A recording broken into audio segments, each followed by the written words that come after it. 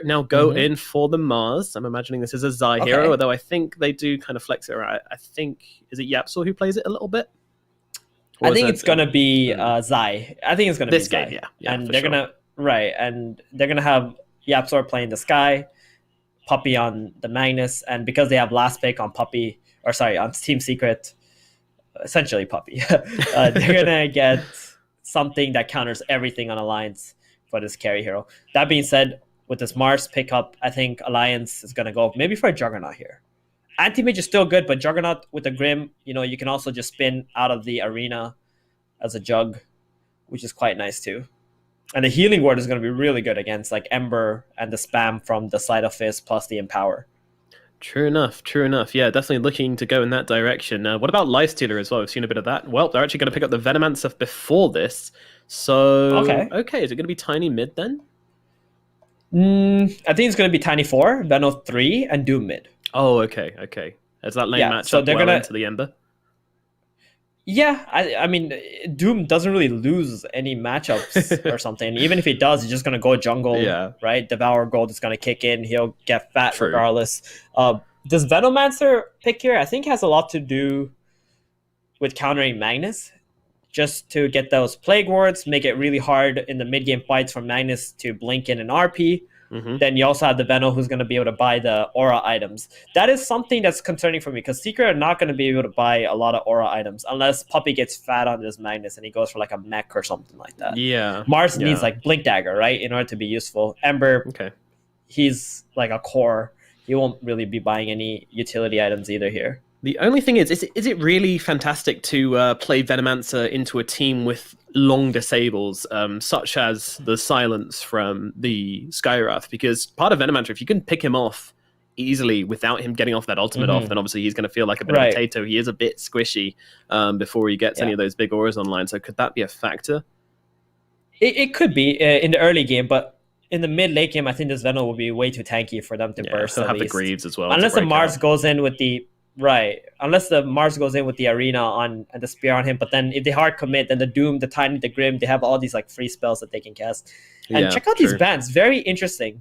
Maybe because Alliance didn't pick the carry, Secret also don't want to ban some of their own carries either here, because Alliance are going to be picking first. So first they ban out TB, maybe that's for like an anti-mage potential pick for Alliance. Secret ban out the Juggernaut. They know how good this Juggernaut plus Grimstroke combo is, and it would do really well against the Mars.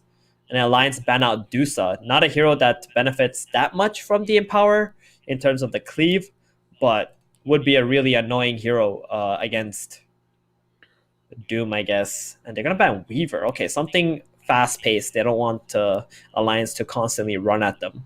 Yeah, seems that way. So, I mean, I'm still looking at Lifestealer a little bit here for the side of Alliance. It could be an option. This hero has been rising in popularity, and we've seen it banned out a ton this tournament. It hasn't actually been picked up much at all, but we've seen it banned out an absolute ton. So maybe finally we get to see the Lifestealer. But is that really a Nico Baby hero? Yeah, I think it is. Okay. Nico Baby can play all of these heroes. This guy is a phenomenal player. He can make anything into a hard carry. Not a problem for him. Morphling could be interesting too, I guess. The silence is a little bit worrying and it doesn't pair that well with the Grim, but I can see it being good in this game too. They're going to go with Lifestealer. Nice. There it is. Thank you. Alrighty then, Secret, final pickup for them. What do they want to carry them through this first game? Last time they played this Magnus, if I recall correctly, they played a Sven on Matumba Man. But this is not looking like a good Sven game, especially against Venomancer. And Lifestealer can actually man up against Sven too later on. So not that. They have 2 minutes to figure out what carry they want. That's a lot of reserve time. Yeah, that's a lot. Puppy can I think dive into his Mind Palace. Yeah. Phantom Assassin could be interesting in this game, because that way you have a way to jump on the Venomancer in the laning stage as well. If Skywrath ever decides to TP to the safe lane, you're pretty much going to guarantee kills. Obviously, the only concern is like, no matter what carry you play, you have to play against a Doom. So you're very likely to get doomed up and be useless in some of the engagements. Yeah, they got to think hard about this one, but Yeah, going back to this Lifestealer thing, is there any danger here with, as I mentioned before, there's that silence coming out from the Skywrath. There's one thing which Lifestealer doesn't like playing into, because obviously, you can't rage out through a silence, and that can be kind of annoying for him. Doesn't tend to go for anything like the BKB. Maybe his teammate can go Lotus or something, but, once he does get silenced, it can be problematic for him, stopping him getting off that rage. Oh. Interesting. The Nature's Prophet comes out from Team Secret as their final pickup here. Interesting. So they opt for a stronger lane instead with the Nature's Prophet.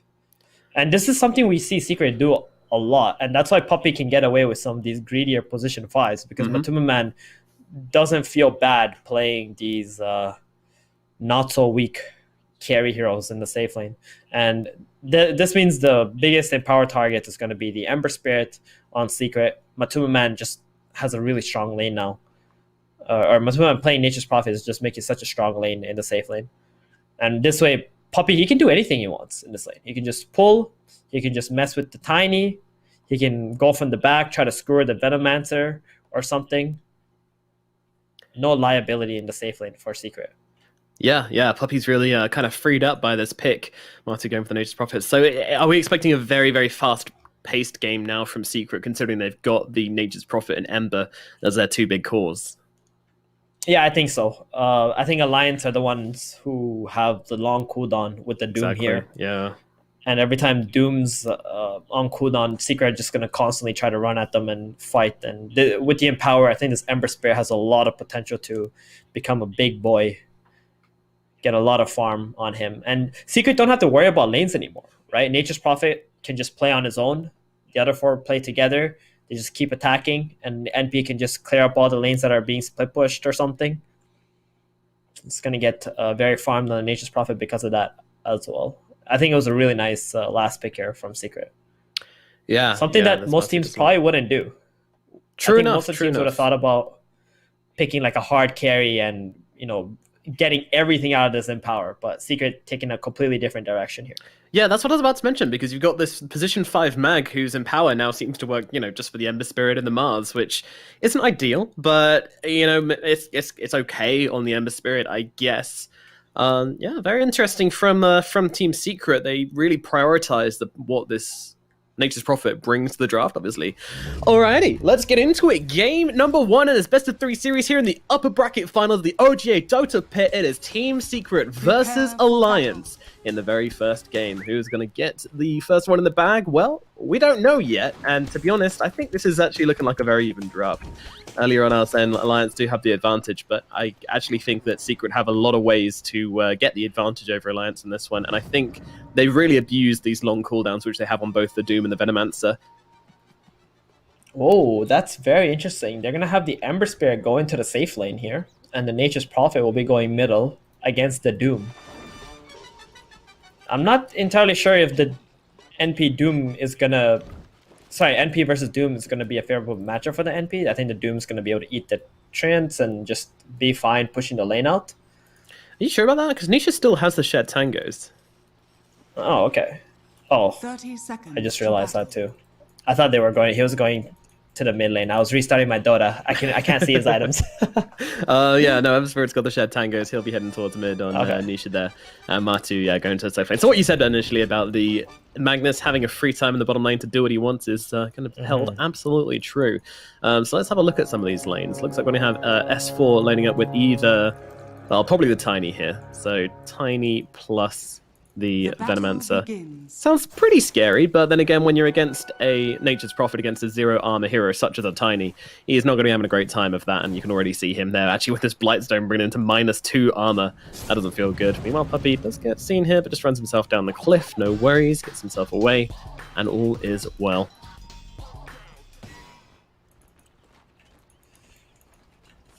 So it's just going to be a 2 for 2 on the runes. Matuma Man, oh, look at it zoning out from the bottom lane. They're not letting this Venomancer into this lane whatsoever. Just allowing the creep waves to go down there. The Treants are on top of S4 too. Oof. Puppy's actually farming the lane whilst Matu just zones out S4. That's extremely rude. But obviously, well, Hanskin, he's going to try and toss Puppy back to get himself a bit of CS, but that's not even going to work for him. So, yeah, this bottom lane, what's the plan here? Well, S4 comes in with the second wave of creeps. Maybe that's going to get him over to the creeps and start getting himself a little bit of XP. And to be fair, Matu, as I mentioned, was zoning out S4 that entire time, so it's not like he really got a whole lot for it. But yeah, Top, you're absolutely right. That's going to be a first blood. FNG goes down to Zai. The level 1 potential of God's Rebuke plus Concussive Shot. It was too much to deal with for poor old FNG. Yeah, he's got to play way behind this Lysitter. There's 2 slows available on this secret lane, and giving first blood away like that to Zai, that's very problematic for this Lysitter, because every time the support is dead, Nico Baby is not going to be able to walk up to this lane that's almost in front of Secret's tower here. Oof, look at that damage. Just has to pop Rage every single time he gets slowed. It's scary, but he can't risk getting himself run down like this. It's too much coming out from Yapsa and Zai up here. Meanwhile, in the middle lane, we got Nisha versus Limp. These two laning up against each other. Limp currently on 8 and 3 compared to Nisha, who's on 7 and 2. So nothing really happening too much in the mid lane so far. Just trading farm, as we're expecting, really. It's a Doom. He just sits here. He's a big watermelon in the middle lane, just kind of plonks himself down, takes up some creeps, and use that Devour to get himself a bit of an advantage. Yep, all these melee versus melee matchups, they pretty much are a wash. And ooh, nice score into a tower, but just gonna get tossed back out. Yeah, no worries. They're playing ping pong here. Flying everyone around all over the place. Tiny Airlines open for business. And S4 actually kind of getting a bit of a semi-pull off here, it looks like. It's a full pull, that's not too bad for them. Puppy, of course, going to be able to come over and steal a bit of creeps here, perhaps with the Shockwave, but yeah, not a big deal. Yeah, this is what Alliance need to do. They need to try and get this lane as far back into their tower as they possibly can. If it's down in front of Secret's tower, then Puppy can always try to get behind this Tiny or the Veno and just screw him into the tower, which would be very problematic. Matun, man, he's doing pretty good bottom. I mean, some of those last hits are the Plague Wards that the S4 has been planting. He did not opt for a Venomous Gale build in this lane. They know it's a really, really difficult lane to try and kill on. Yeah, at the same time, the Plague Wards are kind of just getting eaten up by the Treants, so it feels like S4 is kind of losing the minion war in this bottom lane. Well, top again. Zai getting very low here, running himself out. Looks like he will survive with the Stroke of Fate on cooldown. Won't be able to finish the job, and that's going to be that. Zai already has an Orb of Venom and Bracer this early. He has enough gold for boots as well now. He's off to an amazing start here. I think FNG is going to be in a lot of trouble very soon. The level 2 concussive shot is on too. Oh, S4 gets scored. Yeah, it's going to be okay. He's fine. Although still a lot of damage coming out from Matu here as he continues to check towards it. He's absolutely fine. But yeah, I mean, look at these last hits, how they're starting to stack up here. These lanes are very well and truly on the top, closely followed Nico Baby and Limp kind of lagging behind a little. Or just having a pretty miserable time.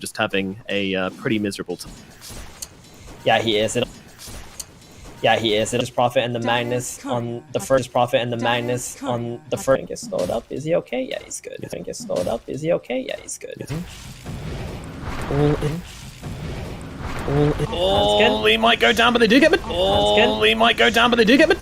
That's kind of okay. That's kind of okay. Very okay for S4. Oh, he got very okay for S4. Oh, that was close. He had to actually force out the ferry. From the middle lane as they both kind of just trade. It happened, but these two boys suddenly start burning each. But it looks like it's all gonna be okay in the end. Yeah, that 4-minute power rune. Nisha was not able to regain. Runes. And it's gonna think Alliance are in a really good position. Secret, most of the teams lose like at 5 minutes, so. Meanwhile, FNG does get seen by Apps. Is going to be okay, although Yapsel's not common. Meanwhile, Nico Baby goes a little bit. Well to connect and get an extra bit of harass off here.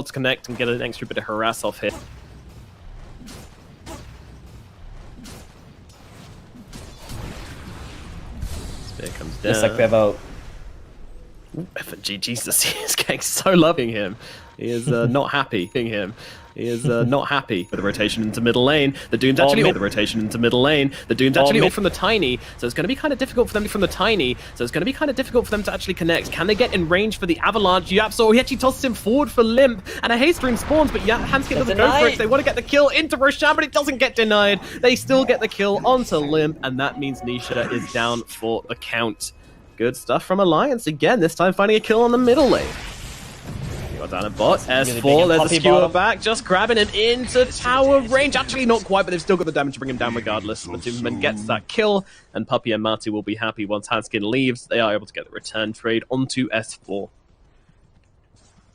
Oh, that's a really much needed kill for Secret on the bottom lane. Matoman is now level 6. He's got that big Wrath of Nature. He's going to go back to base. Maybe try to see if there's a play he can make on the map once he's healed up.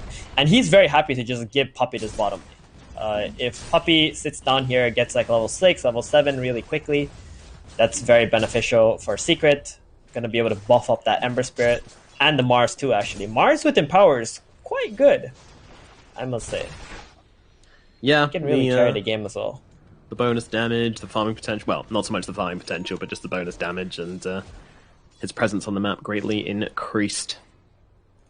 So slight gold advantage for Secret at this point, as a very quick pause hopefully comes out from Nico Baby. Apparently there's a little bit of lag, but it does give us a chance to catch up on the going-ons of this laning phase. So with that kill in the middle lane, the Doom is actually on head with net worth. Now, considering it's got Devour, that's not massively surprising. And I think the big winner of this laning phase is more Matu here, I would say, as he is hitting 3k gold net worth at this point, doing very well for himself, and winning this bottom lane quite hard as well, with S4 really, really struggling. I mean, he's right down there in the bottom of the course. Puppy as well, his net worth is extremely high. He's got very good levels too. So if you combine those two versus Alliance's safe lane, then you can see what kind of big difference there is there. Yeah. Yeah, Puppy is this Doom... I mean, Limp is going to have to do a lot this game. He has very good levels. He actually went for the max Devour build instead of the Scorched Earth. So he's going to have very high net worth. And then maybe off the next Doom, if they can kill Ember Spirit one more time, that would be nice, but I think Nisha is not going to let himself die to that once again. The first Doom is really hard to stop because it's too early in the game. Your supports can't really rotate for you and try to save you because you're just going to cause too much bleeding from the side lanes if you do that. Yeah, sometimes just have to tank it. And, you know, they did get the return kill onto the Venomancer for it, so I think Secret are going to be okay with that. They managed to find some value in Nisha's death in that circumstance. They brought in Hanskin to make sure that kill actually went Alliance's way. Yeah, when the Venomancer's alone, he gets abused. And S4's actually retreated to the jungle now. He's farming up that triangle. Wants nothing to do with the lane any longer. Interesting. Yeah, this is probably the right decision here. Just focus on your levels. Give this bottom lane to the Tiny. He'll take up all the scraps down here. I must say, FNG has done a really good job at not feeding away in this lane after giving away first blood. He's just really been playing far behind the Lifestealer and just letting them go on him instead. Talking about the Lifestealer, he's getting jumped on right now, but unfortunately the spear doesn't connect, so he can get off the rage and be absolutely fine. And he's even going to pop up inside FNG just to get a bit of his health back. Meanwhile, Nisha grabbed himself a regen rune in the middle lane, but yeah, how is that? Oh, Hanskin going in pretty deep here onto Matu. S4 trying to follow up with the damage, but Matu just going to straight up TP himself away. Hanskin able to walk himself out of danger, so it doesn't look like there's any danger happening. Meanwhile, up in the top lane, Yapsor could be in some trouble. I mean, could be. He's absolutely dead. FNG gets that kill with the stroke of fate. Really nicely done from Alliance there. It's somehow not connecting on the Iron Branch there, but nevertheless, that was actually Zai's attempt there with his own Iron Branch to try and pin that Grimstroke. Didn't quite work out. Cute play though. Yeah, as soon as he got that face boots on Nico Baby, they made the play with the Inkswell, got on top of that Skyrat quite easily. Free kills are always nice. They are, indubitably. Nisha gonna make his first rotation now. He's got that regen bottled up, so he's gonna pop it. Fine Hanskin. Yeah, Hanskin actually going to toss back the... well, he's very much dead, although going for the TP out could be close, but no. Gets finished off by Matuma, man. They do have the damage between them to bring him down. Meanwhile, in the middle lane, they've got that arena coming on down. They've got the Doom. He's in some trouble. They get that kill. There's another kill across the map for Secret. 3 heroes in mid, 2 heroes in bottom. Between them all, they managed to clear up 2 heroes across the map on the side of Alliance. This is some aggression coming out. Yeah, and they're going to stick around mid lane here. They brought like 4 heroes. Oh, okay, they're just running through the jungle. They're looking for any stacks in Alliance's jungle right here with the Mars. Matuma TPing in mid. Yeah, FNG getting surrounded somewhat here, and there's no chance of survival for him, unfortunately. They get that kill. Man, Secret, they are everywhere right now. They're on them like a plague. Yeah, normally the mid laner rotates to the side lanes and then they make plays off that, but in this game, Seeker realized that the Lifestealer is pretty much untouchable in this top lane. He's just too tanky, he's got rage, this Mars and Skywrath, they can't really bring him down at the moment, so they make the rotation to mid instead with Zai. So that was very impressive, getting the kill onto the Doom, the Grim, even forcing 2 more TPs out here in this lane. S4 looking for Puppey here, maybe. Lim's come down here as well. Hanskin leading the charge, but meanwhile Nisha comes in from the side. Lim nearly goes for the Doom, doesn't quite commit to it. Meanwhile Puppey, he is cut off by these Plague Wards, and that's going to be a kill for Alliance. And now they're looking to turn this into a tower. They've got that catapult wave rolling on in, and they want to be able to bring down this building. Secret, I imagine they're going to go for the mirror aggression here on the top lane. They were actually planning to get the mid tower with Matuma Man, but Nico Baby instantly realizing where the weakness on their map is and TPing middle, protecting that tower. Nisha is playing with now Nisha bottom. He's got a remnant up, so he feels okay. He knows just to keep away from the Doom, and he does that successfully. Just buying a little bit of time. I don't think it really accomplished anything, but you know, just gotta see what you can do, right? Test the waters. Yeah, put your toe in, see how cold it is. So, towers will be traded. Bottom tower goes down for Secret. Meanwhile, top tower goes down for Alliance, but there goes FNG as well. Apparently the captain falling also. They are smoked up on Alliance, though, trying to make something from this. If they still want to go for it, does seem kind of brave. S4 going to lead the charge as Puppey's getting picked out. They've actually got the Doom out onto the Ember Spirit. Do they have enough damage to rip through him, though? That is a question. They've got heroes coming in. Down comes the arena. Doom in some trouble. Nico Baby just raging up. He's out targeting this Ember Spirit, trying to finish him off, but the deny comes out from Yapsor just in time. Hanskin to the backlines. He's going to get killed off, but Doom gets a double. Meanwhile, Mystic Flare comes down onto Nico Baby. Puppey just trying to control him up here. Can't really go for this by himself as he would be in some trouble. So it looks like Secret will settle for this, but a very deep dive from Alliance doesn't really pay off for them as they end up trading 2 for that Ember Spirit, and using the Doom for that as well means it is quite costly for their team. Oh wow, if they were able to get the experience for that level 10 Ember Spirit, it would have been amazing, but because they got the deny off, that looks terrible now for Alliance. Yeah. And while Doom is on cooldown, I think Secret have a big opening right here to either just farm up freely, not have to worry about dying, or just make some aggressive plays. Yeah, so resources-wise, I mean, Alliance just traded so much for nothing, no physical reward for them. Meanwhile, FNG is getting killed off again. Marty with this Orchid is just doing God's work now, moving around the map. They're looking for some revenge. I'm not sure they're going to find it, though. Lim trying to close the gap. Hanskin's behind him, but there's also support from Secret moving in as well, along with Nisha, which Nico Baby will see. Oh yeah, they want to keep this top lane pushed in. And if Alliance overreact into this top lane, then Secret would just move all the heroes middle, take that very important mid tower, and that'll give them access to both of Alliance's jungle, opening up the map big time. So talking about that middle tower, how close is it going to be in this in this mid lane? Like, how important are the mid towers? It's very important because Alliance, if they lose this area of the map, then there's Roshan is just like 1 or 2 kills away for Team Secret. And that's what they're really looking at, right? They want that 18, 19-minute Roshan maybe. That's the earliest they're going to get it. But if they do, then this Doom is going to be quite... it's going to feel bad. You don't want to Doom an Aegis hero, and that Aegis hero is just going to be able to go ham in the team fights. Alliance scanning for something under the cover of smoke. But Matu looks like he's going to pop it, maybe. Do they see him? Lim's actually got a good route through the trees here. Let's see if they can bring him down. Matu, he seems to know something is wrong, and now he sees them. The trees come down. Lim Trill trying to catch him. Do catch him with the Inkswell here. But they have the Doom, though. It's still on cooldown for 2 seconds. Meanwhile, FNG is getting taken down on the backlines. He's going to lose his life. Limp and Hanskin now kind of realizing that this isn't such a great idea. They don't have the numbers advantage. And they clear themselves out. They just kind of trade away FNG for nothing, really. Meanwhile, S4 just tries to defend mid as best as he can as a Venomancer, shoving down a bunch of Plague Wards and yeah, just holding back the forces of Secret. But Secret are really starting to take control of this map, it feels like. Yeah, they are, and some might say, hey, that's space, right, for Nico Baby to farm up, but to be fair, he doesn't have a whole lot of pressure on him anyway. He's extremely tanky, he's got rage, and I don't think Secret have any plans of killing him anyway, so those smoke ganks not really working out for Alliance. I think it's extremely costly. And this mid tower, I think its days are numbered. Mars does have blink up, they have a smoke ready, they're gonna make that play mid right now. So they want to get a kill here and lead it into the middle tier 1 tower at mid. Is that what you're saying? S4 is going to be the target. In comes that Arena. Zai holding back on the spear for now. They actually allow him to get off the Poison Nova. But nevertheless, they do bring him down. Nico Baby TPing in. He wants to make something happen here. Jump in onto Zai. Zai turns around with a Bulwark. Still taking a decent amount of damage. Meanwhile, Puppey just feigns the reverse polarity to force back Nico Baby.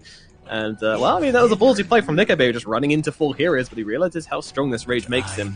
So he is confident in doing exactly that. It was quite good. S4 got the Nova off, because if he didn't, I think this tower would have probably died instantly. But with that Nova, bringing the Mars low enough to just have to back off, and they would just try to do that again next time Arena is up. So with that Blink Dagger, I think Secret have all the initiation they will need in this game. How come they didn't commit the spear immediately on Zai there? He kind of hesitated, and that was what allowed him to get off that Poison Nova. Exactly, I think that's exactly what it was, just hesitation. Maybe his initial cast on the spear was not going to hit the Venomancer, so he had to cancel it. Well, 50 minutes into this game, Secret in control, starting to plateau a little bit here as Alliance have managed to wrestle back a bit of this map, and seem to be just playing at a very even pace here. I mean, they're not really worried about making plays on Alliance because they know that, you know, the pressure should be coming from Secret currently. At what point do Alliance switch it on? At what point are we going to see them smoking up and trying to do something from themselves? I feel like they've been doing it for the most part of this game, or they've at least tried to, but all these lanes are constantly pushed out for Alliance. This is what Nature's Prophets does, right? He just TPs to the side lanes wherever Alliance is not, gets that lane out really quickly, and you have like a 30-second window or something to accomplish a play. Have moments. But of course, if you mess up that engagement from Alliance and they don't have the Doom, then that means that the Secret are going to feel very, very free to just kind of abuse them and run into their side of the map. So yeah, Alliance, the pressure is on them to make a good play with this Doom. They're actually going straight in for the BKB on Limp. So they're going Drums, BKB, just pure movement speed and magic resistance. I think that's the right play. It seems pretty good to me. Yeah, it should be. And we have a smoke play from Secret here. They actually want to pick off a Lifestealer who's trying to farm up in this area, but wrong timing. Lifestealer has already made its way into his Ancients, and this smoke is just going to amount to nothing for Secret. Yeah, Nico Baby's in the safest place he can be right now. Farming his Ancients with FNG bodyguarding him. It's definitely a conscious thing, though. You know, he sees no one's on the map, and he's like, "Okay, guys, I'm gonna need a safety blanket here whilst I farm, just making sure they don't come in for me." And actually, the net worth for Secret's now starting to deteriorate. Yeah, they're both farming at a 50-50 rate. One thing, though, is they have a Doom on Alliance. So, considering he's not the highest net worth, I think that's a little bit concerning. Because normally Dooms, if they are going to be winning the game, they're like top 1 net worth. And right now, this Nature's Prophet with Mask of Madness is just tearing it up. Jeez, he's about to hit 10,000 net worth already. Yeah, that's a pretty good timing. The pre-20 minute 10k, it's a good benchmark to reach. I mean, in fairness, it is a game where there's no real hard carry on Team Secret. You know, he is that main core. So he's got both the side lanes basically to himself. Oh, the smoke. Can they do something? Oh, he breaks the smoke with the slide. Oh, he gets it with the Sleight of Fist. Yeah, they see everything. Hands pulled down, and now Puppey's just got to plonk himself in this mid lane. But yeah, you want to doom someone? Doom me. See how well that goes for you. Not very. So the biggest reason why Secret cannot build up their goal lead right now is because of this mid tower being alive. And the Venomancer has just parked himself here with the Plague Wards, and it's so hard for Secret to just commit into this mid tower. So they're going to wait for that 20-minute mark where the teams are going to start moving around to try to control some of the bounty runes, and that's going to pull them away from the mid lane. And maybe after that, Secret will look to try to make a play on mid once again. Hanskin, he has a blink too. He really wants to initiate on something. Yeah, look at him though. Hanisha seems to know. Coming back under the tower. It's got to be tempting for Hanskin to try and make this play, but the sleight of fist even being committed from Nisha here. Oh, they've got this ward down actually, so they see everything. They will now get rid of it, but knowing that secret no could be awkward. And look at Limp, they're just going to jump everything onto him. The Mystic Flare, but he's got the BKB just arriving for himself, so he's going to be able to survive through this. But this is now the BKB used. Meanwhile, in comes the Arena, tossed up from Hanskin. Going to save him for a little bit, but I think the Tiny will be dying. Although the mech keeps him alive a little bit longer, but down he shall fall. And it's just going to be that. There's going to be Arena traded for a Tiny, and the tower has actually fallen as well, denied by Puppey. But Alliance are the first ones to get a middle tier 1 tower, but now there's pings desperately coming out of the middle lane. Team Secret, they want to return the favor here and take the middle tower themselves. Are they going to be successful in doing so, though? In comes a leash. In comes a double doom from Nip. That's pretty damn good. But meanwhile, the silence actually comes through onto the Venomancer, stopping him from getting up the follow-ups. Poison Nova, and Puppey even combining the RP to stop that happening, but it doesn't matter. Matu and Nisha have already fallen. A beautiful combo from the Alliance as they take down Puppey as well, making it a triple kill for Nico Baby. They defend that tower, and a little bit of a cherry on top as well there as they take down 3. That was massive. Oh, that was absolutely beautiful. Getting the Soulbind on the position 1 and the 2, and the Doom coming through from the side there. I think that was a pretty big mistake. Yeah, that was a big mistake on Secret's end though. They have no cooldowns. They didn't have the Arena, they didn't have the RP, but they still thought it was a good idea to go for that tier 1 when the bounty runes were about to spawn as well. Just have to be a little bit more patient. Wait for their spells once again. Beautifully played from Alliance. Looking at Limp here, but another missed spear. He's having some trouble with the Spear of Mars here, but all good, all good. Just a bit of spooping him, really. He was probably looking for a force on the BKB there, but Limp playing it cool. Radiant's top tower is under walking attack. out casually. He's gonna get Blink Dagger soon now too. I think Alliance are starting to get into a better position. They got the mid tower first. Yeah. And their mid tower is still alive, so Secret can't really blow this map up. One thing Alliance were probably hoping for is the ability to do Roshan right after they got those kills, but their lineup is really not that good at being able to kill Roshan quickly. I think Secret would have been alive. Yeah, not just yet. One day, yes, but not right now. The right click damage is kind of lacking. Nico Baby, by the way, has picked up this Manta style. So, top lane, yeah. S4 has been seen here. Chains is going to come through as well. Puppey closing the gap onto S4. He actually drops a Poison Nova in the mech, so that's going to keep him alive a bit longer. Limp comes in from behind, and, well, Nietzsche's just completely bailed. S4 getting so low. Puppey wants it, Puppey. But I don't think he's going to get it. He has got the shockwave. Oh, he got him! Gets it with his dying breath. That's the Puppey we know and love, bringing down the Veno with him. Is that a worth for Secret, would you say? Oh, hell yeah.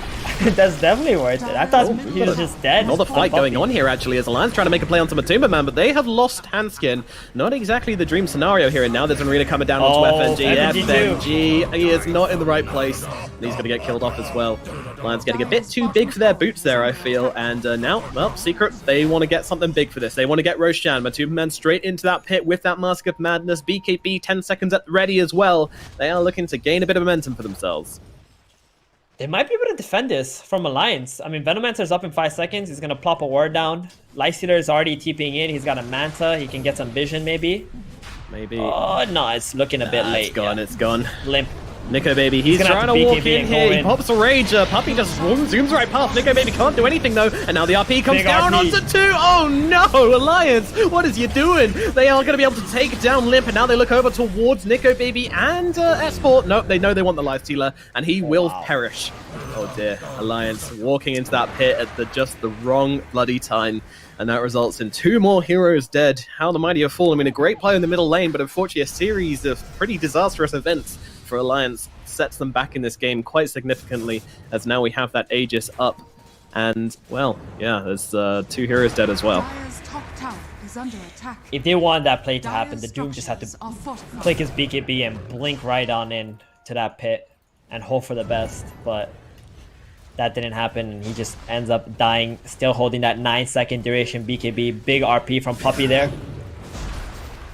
Yeah, perfect. Perfect RP. Yeah. Talked about spells ultimates being used on 2. Oh, Hanskin's actually coming into this one. He gets sized up, but a little bit too late. But Zai's actually in a great position to now drop the arena. Venomance being controlled up, but he does have the poison Nova. He's going to actually pop it here, just landing onto 2, onto Nisha and onto Zai, who falls shortly afterwards. Meanwhile, Nisha gets to pick up on the backlands onto FNG, but it's Nature's Prophet who's in trouble. He's doomed up and finished up as well. And Puppey also in a bad neighborhood as Alliance surround him. The dust comes out, trying to get the skewer across, but unfortunately brings Limp with him. And this is going to be another dead Minotaur up in the top lane. This game, man, it is going backwards and forwards at a rate of knots. I'm struggling to keep up, but Alliance, they bite back.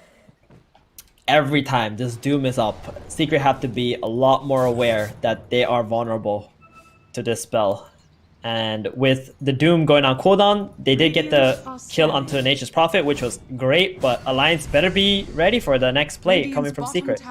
This is Alliance's biggest downtime, or weakness, I guess, whenever this Doom spell is on cooldown. And I think Secret, as soon as they're alive, they're going to go right back and try to kill Alliance here. Kill Alliance. that is the aim of the game for Secret in the next couple of minutes. Let's see what they will find. Hanskin making a very aggressive movement here in for the bounty rune. Yeah, he's going to try and blink away from the heroes. Unfortunately, there's a lot TPing in. They're going to throw the arena down for this one as well, and the tiny shall perish. I can't help but feel Hanskin was kind of expecting this, though. Like, there's no way you make that movement without expecting some kind of resistance. I don't know. Yeah. Felt odd. He was, gambling a little bit, right? High risk, medium rewards, try to get that bounty. Maybe he can just stun someone and blink out quickly, but ended up giving a kill. Not the worst step, though. He's gonna be alive in 20 seconds, and I don't think Alliance have any intentions of fighting until this Doom is up again. No. And it's only 35 seconds left, so it might be sooner than you expect. True enough, but do they still want to fight into the Aegis on Nisha? It's a hard decision, but you can't just keep on giving away all the towers, all your other towers, right? So the last engagement, they got 3 kills, and they fought even though Secret did have the has been seen, but nice reactions there with the Rage TP away. It's a long TP, that's though. A long TP. Goodness gracious, getting a little bit tight there, Nico baby, but that was scary. He knew. Yeah. So those plays are not super simple for Nico baby, because if Puppey is actually nearby, he's just going to get RP'd. And if they cancel the TP, he's 100% dead. So he's going to have to be a lot more careful next time with the split pushes. Nisha dangling himself in front with that Aegis. He can be perilous. Secret really controlling up this triangle area, making sure that Matuma Man is just going to be able to split push bottom, lead it to the tier 1 tower, while zoning out the Alliance's heroes, not letting them have that positioning to be able to defend these 2 towers bottom. Alliance here. I mean, they should have really want this positioning. Look at the line they're drawing right now. They want to go all the way around and go to the Nature's Prophet. That's who they want. They don't want these 4 heroes on Secret side. This isn't a smoke gang. This is a smoke pilgrimage. They are on a holy journey to the bottom lane to try and find Matu. But Matu, he's realizing there's no one on the map right now, and is being cautious about it. They're going to try and get in behind them, which they have done successfully. Both teams wrapped around upon another. A fight is inevitable, and they see Puppey. It would be a good target. They're going to jump in come with the Avatos, but he gets off the RP. Mystic Flare comes out on top as well, and meanwhile the Poison Nova comes down. Arena is out as well, but he's the first one to drop. Meanwhile, Hanskin, he's in trouble as well, but the BKB hops from Limp as Hanskin buys back into this fight. There's Mart who's been doomed up along with the Ender Spirit, but Limp's still taking a ton of damage. But Superman just getting to work on the backlines, but now Nico Baby gets up on top of him, and they will be able to bring down Matu along with that Aegis carrier as well. Puppey tries to come in and do something with the skewer, but unfortunately it's not quite enough work. He's going to lose his life. Nico Baby is an absolute machine. He takes down 4 heroes. Alliance, they win this fight convincingly. Oh, that was so good. It came from the back. The only unfortunate thing was Grimstroke didn't get the silence onto the Magnus, but it didn't really matter. They got that double Doom onto the Ember and the Mars. Oh, such clutch plays from Alliance. Every time this Doom is up, they're just making such good decisions. Very good smoke coming from the back, not playing into Secret's vision here. And they're gonna cut the gold lead into 2k here and try to push the lanes out. Yep, I think it's gonna fall to 0 very soon. Alliance might be able to win back the gold advantage after that play. I mean, that was just patience, a hugely strategic play from them. As they come around the back, we thought they were going for the Nature's Prophet, but you know, they were going to realize that Secret were going to realize that they were gone off the map, realize who's the one who's vulnerable, and then, yeah, kind of cut across the river, go for that play. Initiating onto Puppey, obviously perfect, no RP. He comes back way too late to the fight. Really good stuff. We got to give credit to FNG there. He was the one who drew that line on the minimap, showing exactly where his team needs to go to get that perfect engagement. Oh, yeah. Very well done. You can even see the words that they planted too. They were prepared. Yeah, FNG, he's the captain of this team, and he's showing it right now why they picked him up from Gambit. I mean, you know, this guy, he was a one captain in the CIS region who was able to make these kind of very volatile players work together and find some victories and get themselves some minors, even some majors in some situations. So clearly he has the talent, and Alliance proven that for a long time now. That was a good decision to pick him up. Meanwhile, bottom lane, some movement onto S4? I don't think so. That was that's the word of Secret there, watching S4 here. They're just trying to see if he's alone. Mars would just jump in with the initiation. And he always got that follow-up from Matumaman. Matumaman actually has an AC now. Pretty big item. He's been quite vulnerable in these engagements. Either the Lifestealer is getting on top of him, or he's getting doomed up. Uh-oh. Yep, so he's having some troubles. Tries to get off the nukes onto the Tiny before he dies, but not going to be successful in that.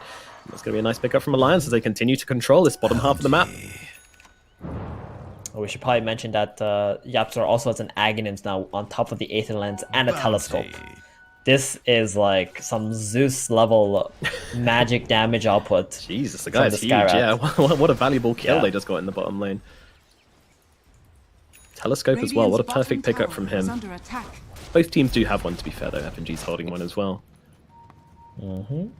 Puppey. He doesn't have a Blink Dagger yet. He opted for the Glimmer Cape first. That's been seen here. Doesn't want to pop the BKB for nothing, but there's heroes coming on over, and they're actually going to drop the RP onto Doom. But meanwhile, Hanskin actually goes on backlines just to try and hold back Nature's Prophet, but it's not going to make a difference. Too much damage coming out from Secret. They kill off Limp, and now, well, it needs to be Tiny who runs away, but I don't think that's going to happen. All he's got is a Yules, and he's not even going to be able to get that off. Secret find 2 kills in the middle lane, and hello. They're just coming straight up onto the high ground. Yep, they want to force the buybacks from the Doom, but little do they know, Doom doesn't have a buyback. Yeah, he doesn't. And Nico, baby, well, he's trying to make this happen. Mancer on Mancer action here as he uses it to dispel the silence, and actually it could be him in trouble. Oh, they get the leash off in time! Wow. He's not going to be able to get himself away! Nisha is dead, and now Mars also looking at a similarly perilous position. PS4 just throws back the poisons. He looks for the target, but Nico, baby, is going to be able to tear Zai apart, shaking his cocktail up nice and good and sending him to the grave. Meanwhile, Puppey just straight up leaves. Dire's top tower is under My attack. god, these soul binds have been on point. That was a 4 versus 3 engagement, and they actually killed the position 2 and the 3 heroes. Just like that. I mean, that goes to show how strong Nico Baby really is at the moment. Yeah. He's got that Scotty working his way into an Abysso now. Zysitter's feeling amazing in this game. Yeah, he's massive, and there's nothing they can do about him with this Manta. The silences just get taken off immediately. He can get that rage off regardless and just kill off these heroes. It's so good from that. I mean, that was a crazy fight to take as well, you know? I feel like most teams would have just chilled out, stay by their tier 4s, wait for your heroes to respawn. Okay, we're going to lose a Rax here. Fine, but no. Nico Baby and FNG say, we've got an opportunity here. Let's do it. They go for it and make these, you know, amazing plays. And these are the plays you need to make if you ever want to beat Secret. That's for sure. Definitely. They are just punishing every little mistake Secret is making at the moment. And FNG has just been so spot on with his warding, his spell casting, his positioning so far. Absolutely agree. He's also got that 100%. Telescope now. Aether Lens plus Telescope, Grimstroke. Oh, if Secret don't actually find this Grim at the start of the fight, I think it's quite concerning because every time the double Dooms go off, it looks like Secret are just going to keep losing the engagements unless they play with buybacks. Yeah. That's actually the biggest counter to Doom is buybacks or Aegis. Yeah, true. Making his Doom feel worthless, but now they go for the high ground. Nisha's going to be spotted, and Doom's actually come down onto him already. BKB pop from Limps. They go to take him down Secret. They're not sure what to do about this. They're just losing their Ember Spirit, and Matuman's stuck around for a very long time here. And now he's in some trouble, but the buyback comes in up. He comes down onto 2 as well. They've got the life center inside of it. Don't have the damage take him down in time, though. It looks like they do, but he's still fighting up. He's healing up, but it's not enough. He is dead. I mean, he's going to split off the rest of the team. Alliance have to back themselves away right now. Meanwhile, S4 gets found by Zai on the side. They're just blowing up the spells onto the Venom Venomancer. Venomancer is most certainly going to fall here, and there is nothing you can do about it. Meanwhile, Hanskin was still looking for something here. Not sure what, but he does blink himself away, get himself to safety, and look here, there is a Roshan up for grabs for the side of Team Secret once again, and they don't have the buyback available on the Lifestealer to try and go for this one, nor do they have it on the Veno. And just as you were saying, what an excellent prediction. Buyback to the best thing to counter Doom, and guess what Nisha had available? Yep, and with the Aegis being up, oh, I'm so surprised they didn't give the Aegis to Ember. They actually give it to Matumba Man.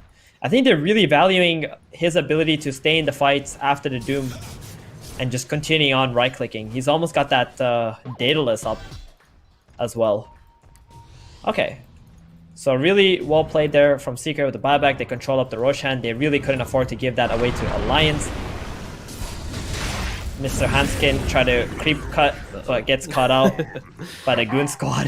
Yeah, it's the kind of players you got to try and make in this situation. Man, it just keeps going one team to the other, taking the advantage. And you know, once a team has the slight advantage in this game, they just go for everything. As Limp actually runs forwards for the risky Devour, but gets a creep wave along with FNG here, so that's value in and of itself. And actually, with the fortification, there is another creep wave limping its way into mid. The back door, not quite there yet, but it seems like actually Secret are respecting this. They're getting themselves away. The Lifestealer is respawned.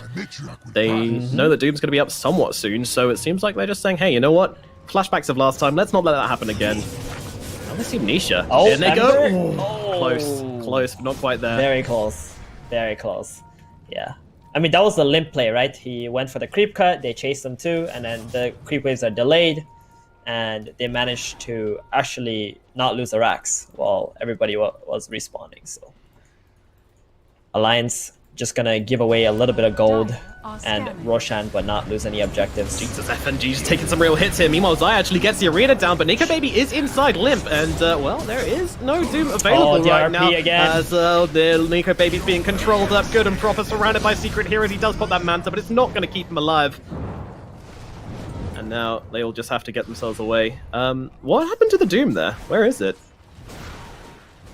Who did it get used on? That is a very good question, actually. Uh-oh. Where did the Doom go? I have no idea. My only guess is an Ember Spirit illusion, because he's got Manta. That's all I can fathom.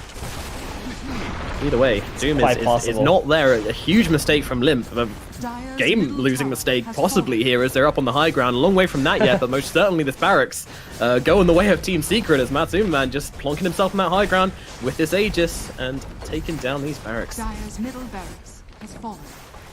Look at Nisha. He is so conservative at the moment, just sending his illusions in and trying to bait out the Lions to go on that. Yeah. He doesn't have buyback. He knows it. And in they go with the toss back. Matu though popping that BKB and actually just fighting into S4 here. Hanskin, he's going to get silenced up and kind of just destroyed by Team Secret. Now Limp, he comes in on top of Matumba Man. There's a buyback in from the Tiny, but they still have no Lifestealer for 23 seconds. And Matu, he's just sitting there like an absolute beast, right-clicking anyone who comes close enough. We are taking your barracks. There's nothing you can do about that, but Matu is now getting super duper low. That Aegis is going to crack. Meanwhile, though, the Mystic Flare comes down onto the Doom. Limp has to pop the BKB to get himself away, which he will do so eventually. Meanwhile, Hanskin goes for the toss back onto Matu. Matu under the tier 4s. Surely they can take him down here. I think they can, and that is him dead for good. Both Aegis and Real Life taken on out. He does now still have buyback and in the grave for 100 seconds, but they take 2 lanes of barracks. I think Team Secret will probably be saying that is pretty damn worth it. Oh yeah, I think 2 racks is okay. I didn't even expect Matumba Man to be able to die up. A nice toss back from Hanskin. Alliance got to get back on the map right now. They got to utilize this advantage where they have 4 heroes up on Secret and just try to get some more kills, put more heroes on death timers, and keep pushing lanes out. Because if you let Secret come back to your base in 60 seconds, I'm not sure you're going to be able to hold it anymore. Unseen. No, I think that sounds unlikely. Team Secret are just playing so aggressive. Like the moment they get any advantage, they're just charging at Alliance. And with these long cooldowns, it is very punishing. Well, we have some tier 4 items coming up. These could be pretty major. A Spell Prism onto Nisha is definitely what you want to see if you're a Secret fan. Meanwhile, huge item. Yeah, a few more dropping so here. Many tier 4s coming out. It's so satisfying, right? When you hear all the, neutral items drop in, and then it's like Christmas. It is.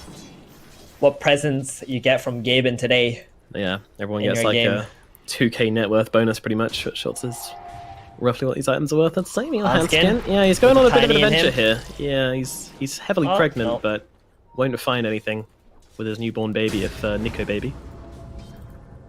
Meanwhile, Zai actually just going to push the wave one more time before TPing away, just being that thorn in Alliance's side. Alright, well, Alliance still pretty far behind at this point. 10k gold advantage for Team Secret, and 2 barracks up as well. Alliance very much playing from the back foot at this point. At this point, though, there is no Aegis. Roshan's going to be respawning in... Well, he could respawn in 2.5 minutes, roughly, but it's going to be a little bit longer than that with the bonus respawn time. Nobody really knows. So, what actions are expecting both teams to make on the map up till that point? Well, I think Alliance can't really do a whole lot right now because Secret have 3 wards watching them in almost every single lane. So Secret, utilizing this vision, they do not want to fight into Alliance 5v5. They just want to get pickoffs. And while Alliance are just holding hands like this, they're just going to keep on farming out the whole map. Bounty runes are going to be spawning in 20 seconds as well. And they want to pick those up, finish their next set of items on Secret, wait for the Roshan, and try to bait a fight out there. And have you noticed how annoying this global concussive shot from Yapsor is? Like, he's just casting them from the jungle, so they have no idea where the wards It's are. so good. And they just randomly get hit again and again by concussive shots, not knowing where they're being hit really from, good. not knowing what's doing them. It's so annoying, and he's even got the Timeless Relic as well, so 25% debuff duration. So big. It's ridiculous. That is so big. He's gonna blow up anyone that gets hit by the spear or a RP. So he's got 2 really good spells to play off of on Yapsor. You need to take this guy down, and look at what Nico Baby's got queued up as well. He is heading straight for Rapier Town. Yeah, he's got to do that. There's no other items that's gonna help him stay in this game. They're just constantly getting shoved in, and you're gonna need to be able to burst people on the Lysander. Only option. And that jump there from Nico Baby onto the Magnus Illusion has actually alerted him to the fact that Alliance have a ward up on this high ground, so not a very good jump from Nico, but of course he sees Puppy, he wants him. I mean, what mistakes would you say Alliance have made which has put them in this really behind position? I'm not even sure if they made any mistakes. That one play where they went on the Ember, which was quite nice, but then they just bought back on the Ember and took the fight. Maybe they had to be a little bit more calm and just back off while their spells are on cooldown and not get baited. But other than that, I feel like Alliance have played well throughout this game. It's just they got this big cooldown on the Doom that they have to constantly play around, and it's just inevitable for you to make a mistake. Yeah. You see what else they're doing here? They're spamming out these Manta Styles to give them vision. Oh my god, they actually jump in here, and they're going to try and take down FNG immediately. They're actually going to try and jump inside FNG to keep him alive. Nico Baby now jumping out the other side as FNG dies. S4 getting pretty low here. He's going to be the one controlled up. Meanwhile, Matsu, though, he's losing his life. The Doom comes down onto him just to make sure he most certainly will fall, but they've also traded S4 for that as well. Limp getting pretty low. Nico Baby still very healthy, though, but they're taking down everybody else. They're taking down his friends. They're taking down his team. Now Nico Baby all alone. Can he really fight up into all these heroes? But guess who's back? FNG coming in to help him out. The Hex is out onto the Lifestealer. They're both stunned up, though, by the Inswell, but surely they can kill him off here. Nico Baby will fall, and FNG risking the dieback here. In fact, not risking it. It's gonna happen. Everybody dead on the side of Alliance. A dieback from FNG as well, and everybody on the side of Secret except for the Nature's Prophet are all up and ready to go. They're onto the high ground. Buybacks coming out from both the Venomancer and the Doom. Nico Baby has his available as well, but it's looking like this is most likely gonna be the Mega Creeps. Oh man, that was the Yapsor show right there. He's got that Hex, the Aghanim's just dishing out massive and in they damage. go, Arena comes out onto S4's eye trying to take him down, but Lim comes in to give him a helping hand. They also get the buyback onto Nico Baby, and it seems like they've kind of left Zai for dead here. Or, well, more accurate actually, Nico Baby's owned them, but actually then comes the Hex out onto the foot from Nico Baby. He's in some trouble, does get off that Manta, needs to look for a target, but meanwhile he's lost another teammate as S4 goes down. He jumps inside Lim to give him the extra tankiness and movement speed. The old Puppy comes across over towards the Doom and actually skewers him back as Nico Baby jumps out to tank the skewer. That's not bad. He's going to be able to find Zai on the backlines, but he's actually taking so much damage just from Nisha and Matumba Man here. He needs to get himself away, but he doesn't do so successfully. He doesn't have buyback either, and that is going to be the end of game number 1 as the GGs are dropped, and it's going to be Team Secret taking game number 1. But you know what? That wasn't easy. That was harder than people maybe would have expected, but you know, Team Secret, they do come through in the end. And in 43 minutes, they take the victory. But what series of events led to that last kind of fight there? Because that was kind of a chain death off Alliance there, which kind of ended up sealing up the game for them. Yeah, Alliance just try to take some kind of a hill, control a little part of this map. They just felt like they're bleeding away everything to Secret. So it was their last stand, and Secret just poked away. They realized they got a really good jump on the Grimstroke. They went for it. They had buybacks to utilize. Skywrath was in a really amazing positioning, just constantly dishing out damage and hexing. It was just so difficult for Alliance at that point already. After you lose 2 Raxes against Nature's Prophet, I think your win probability drops down to like 5% or less. Yeah. So Alliance, they had to make some risky plays to keep themselves in the game. They certainly did. They certainly did. Unfortunately, it didn't quite end up working out for them. Despite how powerful Nico Baby was, unfortunately, it felt like it was 1 man against 4 in this game, as Team Secret just had way more heroes on the board doing so much more work. And, I kind of reflected the damage stats as well. I mean, if we look at Team Secret, Yapsor ended up doing 31k damage. We had Nisha doing 36k damage, Martu doing 34k damage, Azar even doing 9k down. I mean, there's so much heavy hitters on their team. Meanwhile, the only one who even came close to that on the side of Alliance was Nico Baby with 27 and S4 with 40k. But he's a Venomancer, so it doesn't really count. It's just the impact which these heroes were having across the side of Team Secret was too much for them to deal with. I mean, well, that's going to be it for game number 1. Any closing thoughts on that match, Theban? Oh, I'm just excited for game number 2, but I think, again, Alliance, they gotta come out with a little bit of a better draft, and that's what we're gonna see, something a little bit more hype as well in game number 2. I think they're onto something. They just gotta keep pressing on that. They were close. They were very, very close. Let's see if they can draw this series out in game number 2 coming up just after this break here at the OGA Dota Pit. We'll see you very shortly.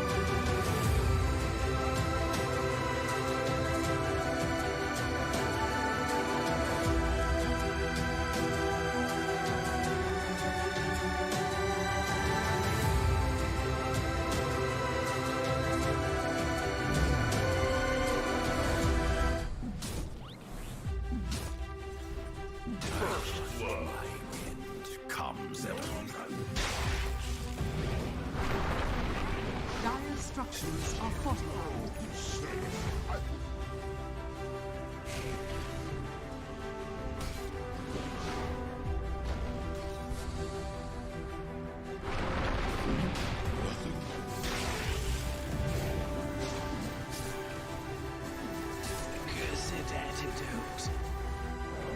Dire's top tower is under attack.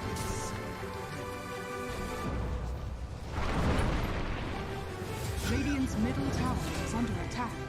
Timber!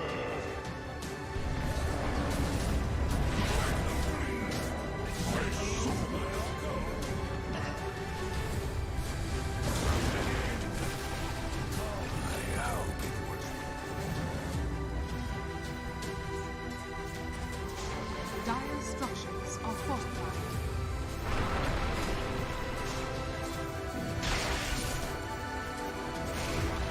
Radiant's fallen.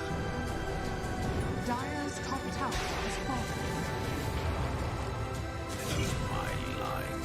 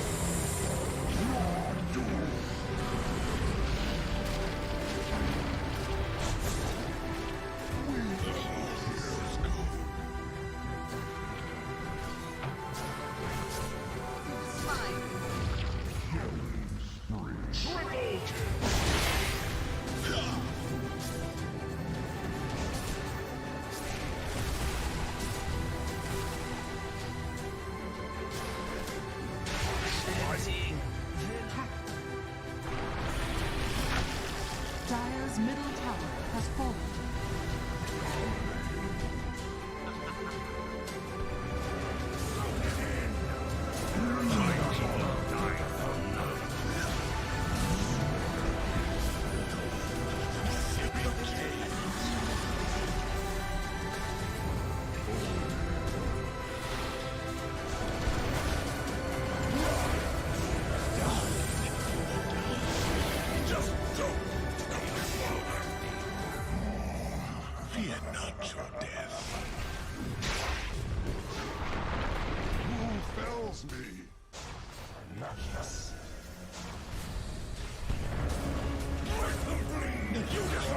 Dire's bottom tower has fallen.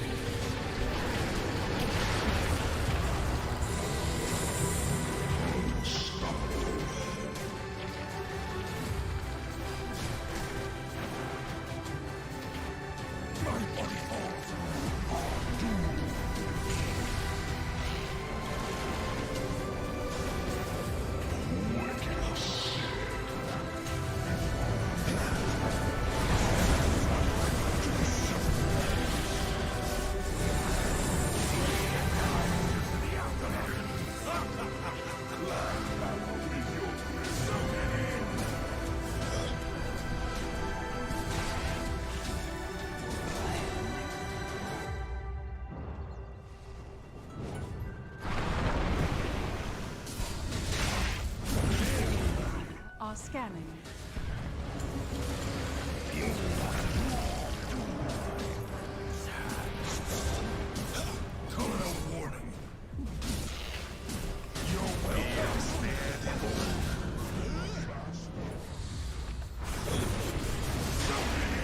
Dire's top tower is under attack.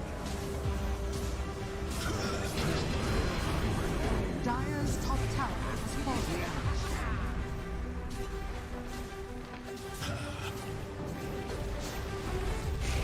Dire's top barracks has fallen. Dire's middle barracks has fallen.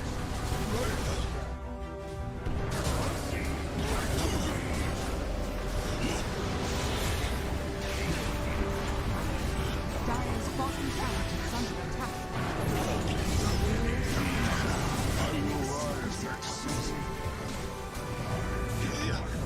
Dire's bottom tower is under attack. Bonjour and welcome back to the OGA Dota Pit. My name is Nomad. Joining me is 1437, aka Theban. How's it going, sir?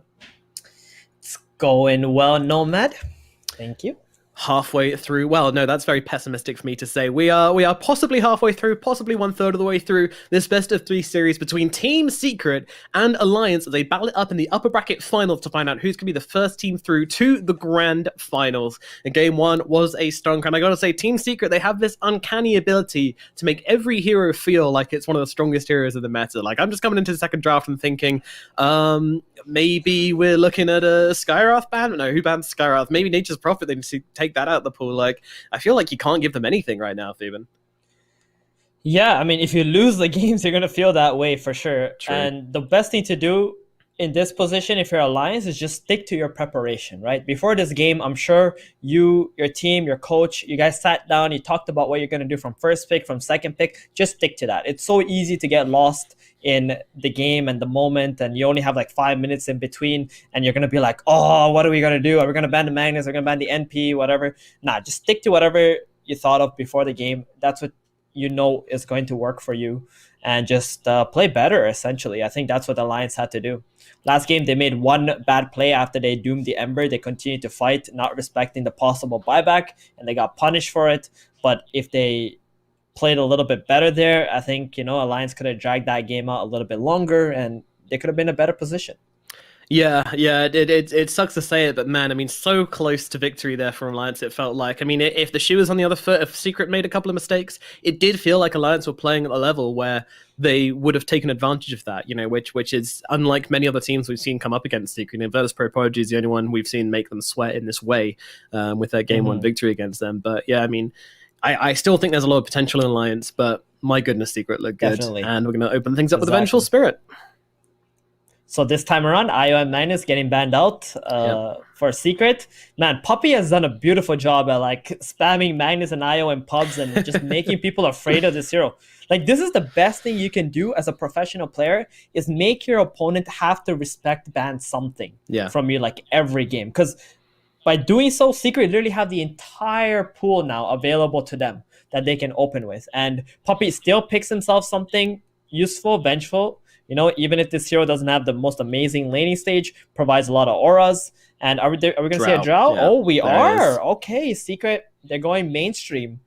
Picking up something the other teams have been doing as well with the Venge and the Drow. We've seen how Drow's multi-shot has been able to shred through Wind Ranger in lanes. Yep, and then Alliance respond with the Bloodseeker as their choice of action here. So, this off-lane hero, popularized initially by Secret, as we said, does feel like people have started to figure it out, but Alliance, they decide that they want to go for it anyway, and it is pretty strong with the wind, as we've seen before. Yeah, it's quite annoying. You got the Shackle Shot that can set up for your Blood Right, then you also got the pokes from the Wind Ranger, which is really good too as a support. But when Secret ran this Wind Ranger Bloodseeker combo, they actually had Wind Ranger played position 2, but that's because it was just a really good game for Wind Ranger position 2. I mean, YapzOr is always prepared to pick up all this trash heroes in the game if something gets too hard countered. Yesterday, he played Dragon Knight 2 games in a row as a support, which was insane. Yeah. No, they're adaptable, that's for sure. They're really adaptable. Yeah. So a lot of people say YapzOr is a very greedy position 4 player, but to be fair, he's eating the shit, he plays these heroes that nobody wants in his team or gets too hard countered, and the way that they make up for it is to just give him some space. They give him a lot of space, so he's still useful through some items or something of that sorts, and that's how they're able to enable something like a Dragon Knight support, because they actually do give him the space when it's available. He'll get some items and still be useful, even if the DK got countered and they couldn't put it as a core anymore. And that's partly down to Zai as well. He's happy to fall on his sword and, be back one item maybe on the enemy, because he knows that he's just that good of a player that he can play at a level where it doesn't matter if he's an item or 2 behind. He's still going to have a huge amount of game impact. He always seems to know exactly where his limits lie, regardless on the hero, the position, the amount of net worth he has, and that really does enable YapzOr. It's beautiful watching Zai and YapzOr play together. Definitely one of my favorite 3 and 4 combinations. Definitely. Zai is just that kind of player that can fit in literally every team in the world. I don't think there's any team, if Zai is like, hey, can I join? They're going to deny him one bit. Yeah, for sure. Definitely one of the best off-laners right now, that's for sure. But you look at any role on Team Secret and you can always be like, they've got the best. They've got one of the best carries, they've got one of the best mids, they've got one of the best supports, that's for sure. So every single lane, that's why they look so scary. And Alliance, unfortunately, unable to match that last game. But see, let's what they're banning out this time around. So we have the Tiny and the Beastmaster banned out by Alliance. Meanwhile, Secret, they get rid of the Spectre and the Zeus. Interesting. Yeah, that Beastmaster, the extra auras is just too much for any lineup to handle. If you have this Venge and Beast on the same team, then as long as the net worth is 0, you're actually winning, because all these auras are kind of stacking net worth on all the heroes in your lineup. Yeah, and I like the Spectre and the Zeus ban from Secret. They don't want that backline catch available from the Spectre to get straight on top of the Drow, and the Zeus as well with the Nimbus, and just a huge amount of long-range damage for the Drow as well. They want to protect this hero, that's for sure. So that's exactly what Secret, they're going to do. The last time they played something like this, they had, I believe, Shadow Fiend in their lineup, if I recall correctly, and it was insane, because with the Venge Drow Ranger, it's like all these range heroes are getting 60 agility in the mid game, and that's giving them the like 10 armor, so they're becoming insanely tanky as well. Mm-hmm. And then they'll pick like an offlaner who will buy this Guardian Greaves or something to, you know, make that tankiness even more. So Solar Crest, these kind of items, it's really gonna be a tough mountain to climb for Alliance in this game. I think they're gonna have to constantly play aggressive and keep killing Secret and try to, you know, keep them down. Don't let them get back up again. Yep, I think so. And Secret are doing a great job on banning all these heroes we can get on top of the Drow. So, you know, are there any other ideas you have for Alliance as answers to this Drow Ranger? Because it looks like they've covered their bases pretty well so far. I like the Bloodseek. I like the Grimstroke. Sorry. The Inkswell was really nice. It plays well with the Bloodseeker, and there you have it. The Shadow Fiend gets banned out. Yeah, it's what Secret ran last time, and Alliance are already thinking, hey, this hero's probably pretty good with their comp right now, even though it's not a very popular hero. Yeah. So yeah, Grimstroke, lane shoving, really good. The Inkswell, I think he played great last game too. Soulbinds were all on point, so maybe we can see that once again. Yeah, maybe. But what about in the carry position in the versus Drow matchup? Because you can't afford to go for something like the Lifestealer this time around, because the Drow's just going to kite you to the end of the earth. Yeah, and the Spectre and the PO is getting banned out too, and you got the last pick on Alliance. Maybe you want to hold the last pick for Alliance and just like try to see the whole lineup and go from there. Because if you pick the carry early, then you're going to get countered by Zai in this draft. So it doesn't matter how good your hero is against Drow Ranger. If Zai is countering you in the lane, you're not going to have a game already. Yeah, he's going to hunt you down. So exactly. And I think Alliance are in a little bit of a pickle right now in terms of what heroes to draft, because if they don't draft the carry, then a lot of the carries are going to get banned out. If you draft the carry, you're going to get countered by Zai. And this is one of the benefits of picking this Venge and Drow Ranger early. Yeah, it's really hard to come up with an answer for, but I'm going to start things off with the Crystal Maiden as F5 position. Not what we were expecting. Solid. Still a solid pick, I think, yeah. It's very similar, though, to the Grimstroke, right? You got the slow, you got a stun, something still fast-paced, can shove out lanes. Extremely similar heroes. I think with the mana regen, you can play a little bit more faster as a team on Alliance, and that's exactly what they need. They cannot play the slow game into this Drow and the Vengeful Spirit. Oh, Earthshaker. Wow, that's a hero we have not seen a lot of here, but very exciting to see it come out for Team Secret. Interesting. Most likely Yapsor, but if there was like a pie here in terms of who's going to play what, I want to say 60% Yapsor, 35% Zai, and like 15% chance that Nisha might actually end up playing an Earthshaker middle. I'm just throwing it out there. It's definitely possible with Puppy drafting, and you know the way that Nisha likes to play his heroes is a possibility. The Galaxy Brain play is always an option for Team Secret. They are willing to go crazy with it. It's the fear of playing against them. So Alliance, they do actually go for the Sven in the end, a hero which hasn't had a huge amount of popularity in this event yet. But, you know, with that Ags, it does give you some kind of catch onto the Drow. Does run the risk of getting kited before then, though. Indeed. Sven, though, is a very solid carry. I don't know if Sven is the carry that they needed in this draft, because Sven's a lot slower, right? He needs to farm up quite a lot. He needs to get that Aghanim's. That being said, you can just get on top of Drow with that Ags and just, you know, pressure her up. There is a save on the Vengeful Spirit. Earthshaker's not going to be able to do a whole lot in stopping Sven from farming, though. Is there a concern about the Sven's armor? Because, you know, he's got Warcry, but with the silence from the Drow and the fact that he has to go for the Ags, basically, to get the catch onto Drow. Oh, you think Batrider's coming for Secret? Yeah, sorry, I kind of like tuned you out for a second because I just realized like, oh my god, this is like a Batrider. Like, is it possible Secret's gonna go for it right here? You know, but they picked their supports already, right? There it is. Boom. There it is. Alliance, man, I think they might have dug themselves in a hole here with this Sven pick. I really feel like they should have kept the last pick for their carry in this kind of game, so they can at least guarantee a really good lane for their carry against Zai. Oh, well. Well, there it is. Yeah, so back to your earlier point. What was that again? Is there a concern about the Sven's low armor against the Drow if he doesn't get Warcry off with a silence and then having to build the Ags so he can't really prioritize like an AC early on or anything like that? No, he has to go for the Ags. There's just no way that you can play this hero without the Aghanims. I think especially in this game. 90+% of the games where Sven wins, he has an Axe in his inventory. So yeah, you need that. You're gonna get kited. That's inevitable. You just have to like try and burst your opponent down before you get kited, right, or something. Tall order indeed.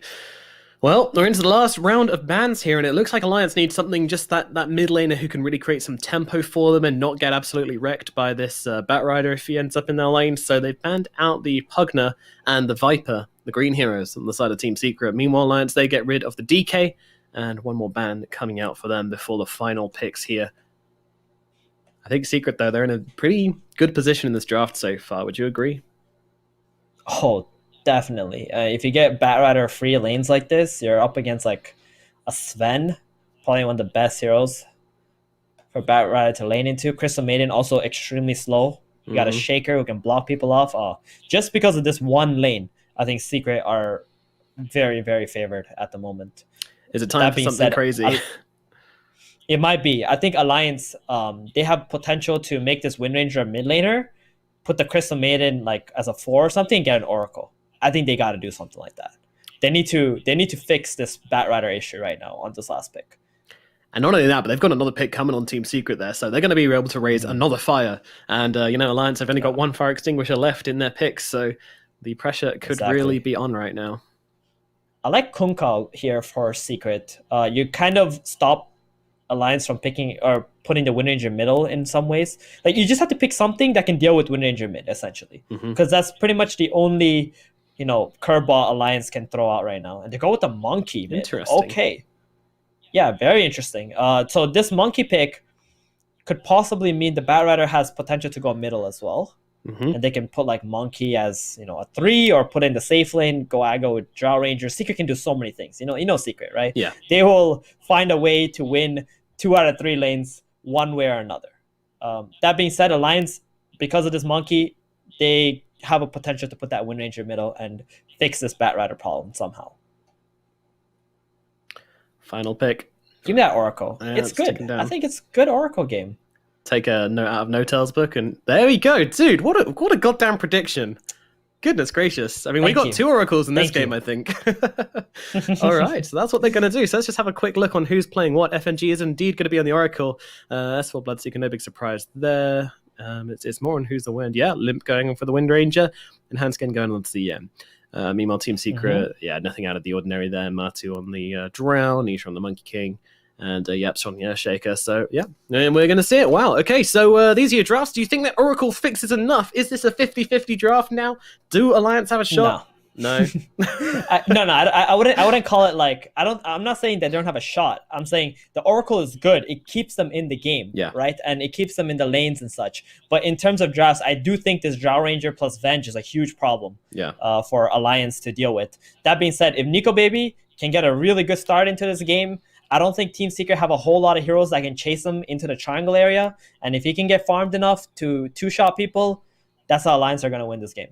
Alrighty, well, that's going to be it for the draft for game number 2. Do Alliance have it in them to draw out this series, or is it going to be yet another 2-0 for Team Secret? Well, we're going to find out very, very shortly, but they're going to try and do it off the back of this Oracle Sven combo. And, this Oracle has had a fantastic win rate in this tournament so far. I believe it lost its first game today, which is quite impressive for this hero. I think he's been played 13, 14 times now, so really, really high win percentage on this hero currently, and only starting to lose today. But I don't know. Yep. Hopefully it works out for Alliance here, because they need it. They do. They really do. They want to push us to a game 3, and I would love to see a game 3, man. I love watching Secret play, Alliance play, and try to figure out a way out to beat Secret. That's just what all these teams are doing essentially nowadays. It's trying to find the perfect comps, the perfect strategies to beat Team Secret. That's literally what every team is working. That's the EU region summed up basically. How do we beat Team Secret? Yeah. And so far, the answer is we don't know. But maybe Alliance are starting to figure things out. We shall see as we get into game number 2 in this Best of 3 series here at the OGA Dota Pit. Alliance versus Team Secret, starting right now. Prepare for battle. Another thing to mention here is that the Oracle is a very, very good hero against the Monkey King as well. You can, of course, purge off the Jingu. You can disarm him when he's trying to get up the Jingu stack. So, yeah, really annoying hero for the Monkey to play into as well. So let's take a look at the lanes. Like, what are they planning here? Matumman is actually going to be going middle, and they're going to put the Monkey King into the safe lane to fight up against the Bloodseeker. Drow mid, wow. So, yeah, this is Team Secret. They will find a way to win 2 out of 3 lanes, and this is their plan right now.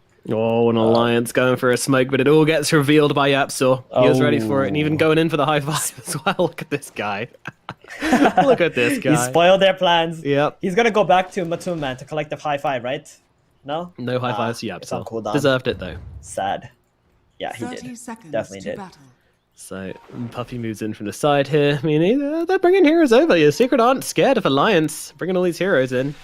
And then we start with the Fortune's End. First spell of the game cast over towards Puppy, but he's more than close enough to that tower. Not to be worried about anything. They're just going to make sure they grab this bounty in here. Matumman is going to be, sad if he shows himself either in this lane. There's not a whole lot of lane swapping Alliance can do. True enough. And she's such aggressive rotation. 3 of Secret heroes are starting off inside the base, which is quite amusing. So how's this mid lane going to look then? Matumman on the Drow Ranger versus Wind Ranger being played by Limp. It's the Battle of the Archers. Yeah, I think it should be okay. It's just going to be a farm fest middle. One Ranger is going to power shot. The other one is just going to spam multi-shot. If Limp gets too aggressive middle, then you're just going to see the multi-shot come out on top of him. Just still going to hit him. Nico Baby, he's making his way top. He's getting sticky down up.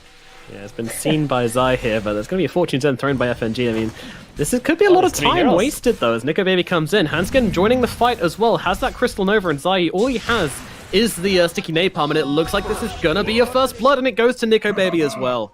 Oh, I'm really glad they're actually able to get that kill onto Zai there, because if Nico Baby didn't, he was going to waste so much time moving between lanes, but he gets it. And that should mean that he's all right from not getting a couple of waves of creeps here. Definitely. The Bat Rider is actually going to walk back bottom. He's not going to TP. Because if he TPs bottom, maybe he expects the Oracle to follow him. Doesn't want that happening. So Earthshaker going to get a little bit of XP on his own. Bat's going to be slow to getting level 2. And I think this top lane is going to be okay as well. Monkey Venge versus Sven and Oracle. Actually, it's very favorable for Secret, because the Bat Rider is not laning into the Oracle. Yeah, true enough, though. They've been able to dodge that one. FNG does have a TP available in 10 seconds. We'll see if they make that switch up or not. But to be honest, Oracle's okay laning into a Monkey King as well. He's good in both lanes, but yeah, I mean, the Bat Rider is going to be a bit of a threat for S4. There's not much Hanskin can do in this bottom lane either. In fact, if he does get caught out by a nice Fisher from Yapsor, then he could be in some real trouble from Zai with his sticky napalm, and later on, when he gets those levels up, the Firefly as well. But it's been a pretty weird start to the game. Meanwhile, in mid, it's a good start for Limp here. 6-0 on the Drow versus the 10-4 to Limp, so he's feeling alright as he power shots out the Rage Creep as well. I'm mainly looking at this bottom lane for kills. Zai, they got a nice Fissure here, but he's still not yet level 2. No, he's not. So... that means Hanskin, well, he's still taking some heavy damage. They're actually trying to get the turnaround here. Bloodright comes through. It's a lot of damage. Right clicks are in. S4 trying to finish him off and does do exactly that. Thank you very much, Thirst Vision. Yeah, Hanskin getting level 2 and instantly skilling up that Frostbite. Getting the Bat Rider locked down for the kill here. Meanwhile, up the top, Puffy has some spells thrown at him. He throws them right back, though, and actually Nico could be in a spot of bother, as in comes the Boundless Strike along with the Jingu from Nisha, just getting off a good amount of harass and a lot of heals for himself as well. Ooh, cancelling the end of that salve there, Puppy, as well, with that wave of terror. Doesn't feel too great for Nico, baby. Yeah, Secret are really good at doing this like lane pushing and then pulling thing, where they just kind of play 50-50-ish for the first waves and then just get the advantage through the creeps that they pull and deny off.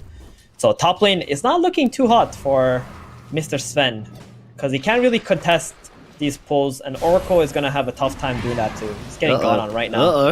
Oracle's taking some heavy hits here. FNG, do you have anything to stop this? All he's got is a Fortune's End, which means he can remove the Jingu from Nisha at the very least, but that's going to be about it. Can sell himself off as well, so it shouldn't be too bad. Wave of Terror not available just yet. Can we have a look towards this mid lane? We have Limp in some trouble right now. Frost Arrow's coming down along with the Fisher. Limp could be brought down here. Doesn't have the wind runner. Gets killed off by Yapsor. That was such an important rotation in from Yapsor, actually, as Matumbo was getting stomped in the middle lane. As you see in the last hits, only 10 going the way of Matu and 20 on Limp, but with his rotation in, that's actually going to be a huge breath of relief from Matu. Most definitely, and Matu is going to hit level 5 first as well. Limp actually losing a lot of creeps to the tower. It's going to set him back a little bit. Bottom, Batrider. Oh, yeah, he's getting run down. That's for Hanskin. Is enough. Oh, Fisher from Yapsor. Is it going to be enough? Zai trying to run the line with the Firefly. They need a bit more. They don't have mana for the Crystal Nova, though. And S4 doesn't look like he can do it. Bloodright comes through. Is it going to link? No, Zai just moves his way out of it, and he's actually trying to turn around to Hanskin here. He's got a couple of these Napalm stacks up, but S4, he's still chasing, trying to run down the Batrider. Yapsor has got another stun available in just 1 second. Zai, surely he goes down here. He will get caught up by the Bloodright. Meanwhile, Yapsor tries to find Hanskin. Isn't able to do that, though. So it is going to be a victory for Alliance down here in the bottom lane.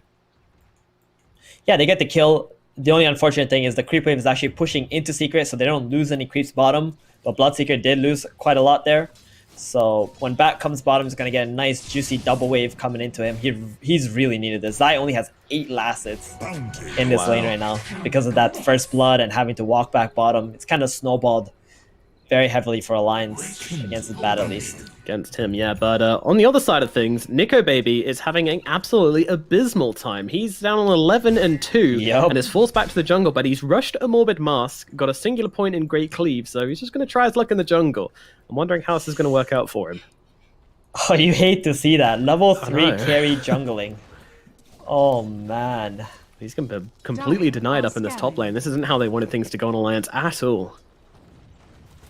Indeed. And I think that this has a lot to do with the Oracle pick and not actually laning into the Batrider. That's where they've gone wrong over there. And this Monkey King being played in the side lane has benefited them so much. 35-18, 5 minutes into the game. It feels amazing for Nisha to have such high impact already. Is this the kind of game where Monkey King can just come through and completely carry Secret to an easy win? I don't know about carrying to an easy win, but can definitely apply a lot of early game pressure and make himself such a big problem. Give Matuaman a lot of space to be able to farm back up, because right now Matuaman is still struggling middle. And there's a lot of pressure on his tower. Look at this 4-man rotation to the mid, 6 minutes into the game. Yeah. Limp definitely made this call. He feels so strong at the moment.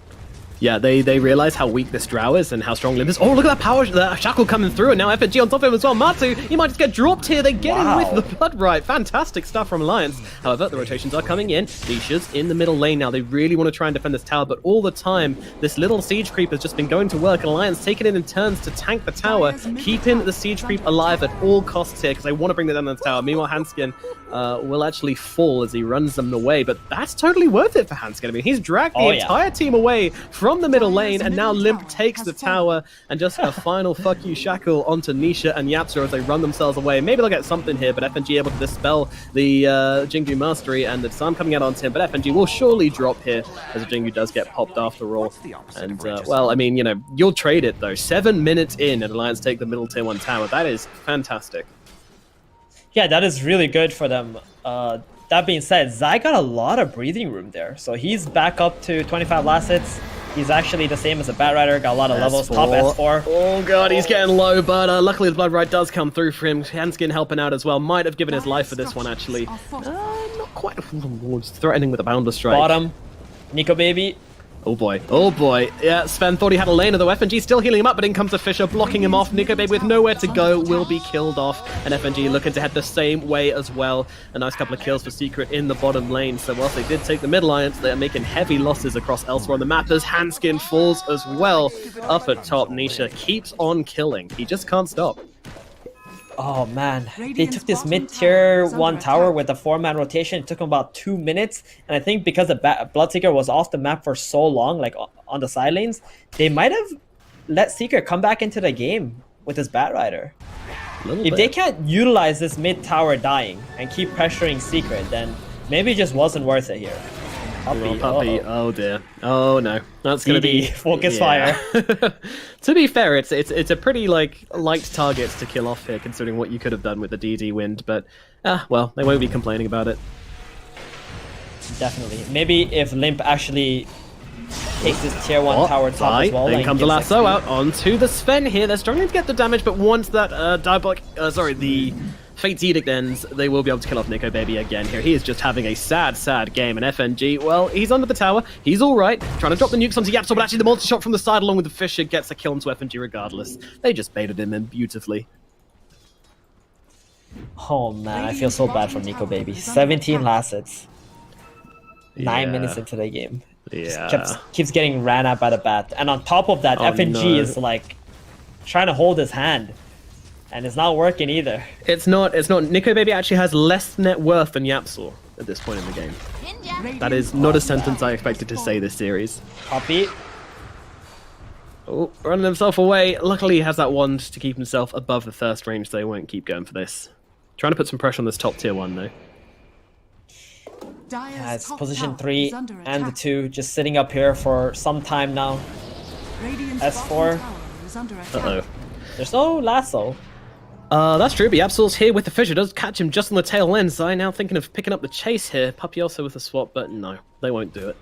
I mean, what's the play from Alliance here? How do you secure Spet? Oh god, FNG again. Although actually, the disarm and TP away gets him out safely. Meanwhile, the top lane Puppy does go down. I can't see your breath anymore. Finally finishing that kill. Jeez, what a crazy laning phase. We're currently 6 and 8 at 10 minutes. Yeah, and somehow Secret still manages to have like a 2 or 3k goal lead. And I guess that's all because of Sven, right? He's just so far behind in this game. He finally got his Mask of Madness, so he's going to be able to farm up a little bit, but maybe they have to give him a tome, because I don't know what he's going to be able to do if he doesn't have more XP. Oh god, I don't know. I think taking the tome away from one of the supports here would just kind of gimp the fighting potential of Alliance so much. Like, they need to be able to fight to keep the map in control for this Sven. I feel like taking it away from fighting heroes could be a real risk here, but... Top, Limp, Lasso. Oh dear, under the tower we go, sir. Stun out from Puppy as well, and that's going to be an easy pick off for Secret. They gather the heroes at top, and they bring down Limp. That's a big hero kill as well. That's the one they want to be killing off the most here. I can't help but feel like going back to that 6 minutes, 7 minutes catapult play where S4 rotated mid and they just surrounded that tower for so long, like, it just doesn't seem to have been worth it, because they have not been able to pressure through mid, going to the jungles on Alliance, and this Wind Ranger has been sitting top with the Bloodseeker for like the last 4 minutes, and look at her net worth. She's fallen behind the Drow now, who has just been pretty much farming, and they haven't really lost anything else on Secret side anymore. Yeah, Drow is really just chilling out on this bottom side of the map. I mean, this is where you want your carry to play. And, you know, Matu's just living the dream right now. It really is. And the team's doing a beautiful job making space. A 3k gold advantage for Secret. Alliance, they need to find a way to come back into this game right now, as they are letting it slip away from them at this point. Nisha and Matu are absolutely huge, and it feels like it's just going to be one of those games where Secret hits some timings, they switch it on, and Alliance aren't going to have the capabilities of fighting back. But still a lot of Dota to be played until that point. They've rotated a lot of heroes top for Alliance now in Secret. I'm like, okay, sure, you want to have that many heroes there? Feel free.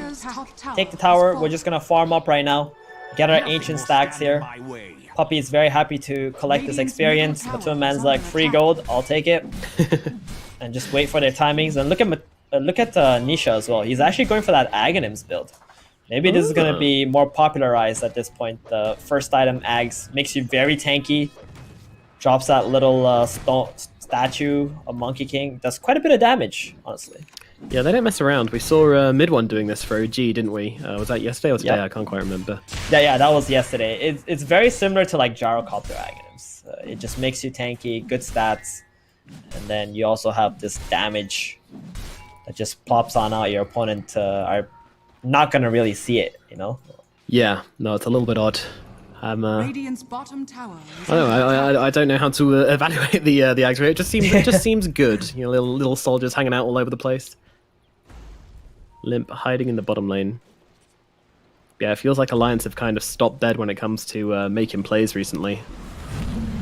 Oh, smoke play onto Zai. Zai, yeah, should be caught out here. The Shackle's going to get caught along with that Blood Riot, and that is a dead Bat Rider. I'll take him down.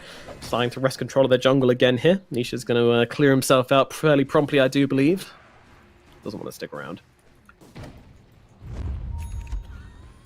they're trying to make whatever plays they possibly can, try to kick Secret out of the bottom jungle, but while that's Secret won happening, it back. YapzOr is just farming top. They're smoking in, and they might find S4 here. Puppy trying to get in range for the swap, isn't able to do so. Benicia is in above. Maybe he can find something, but meanwhile, they actually drop down the Rupture onto Puppy. Puppy's going to get a D-ward, but will probably be falling here as he's forced to, well, just sit there and die, really.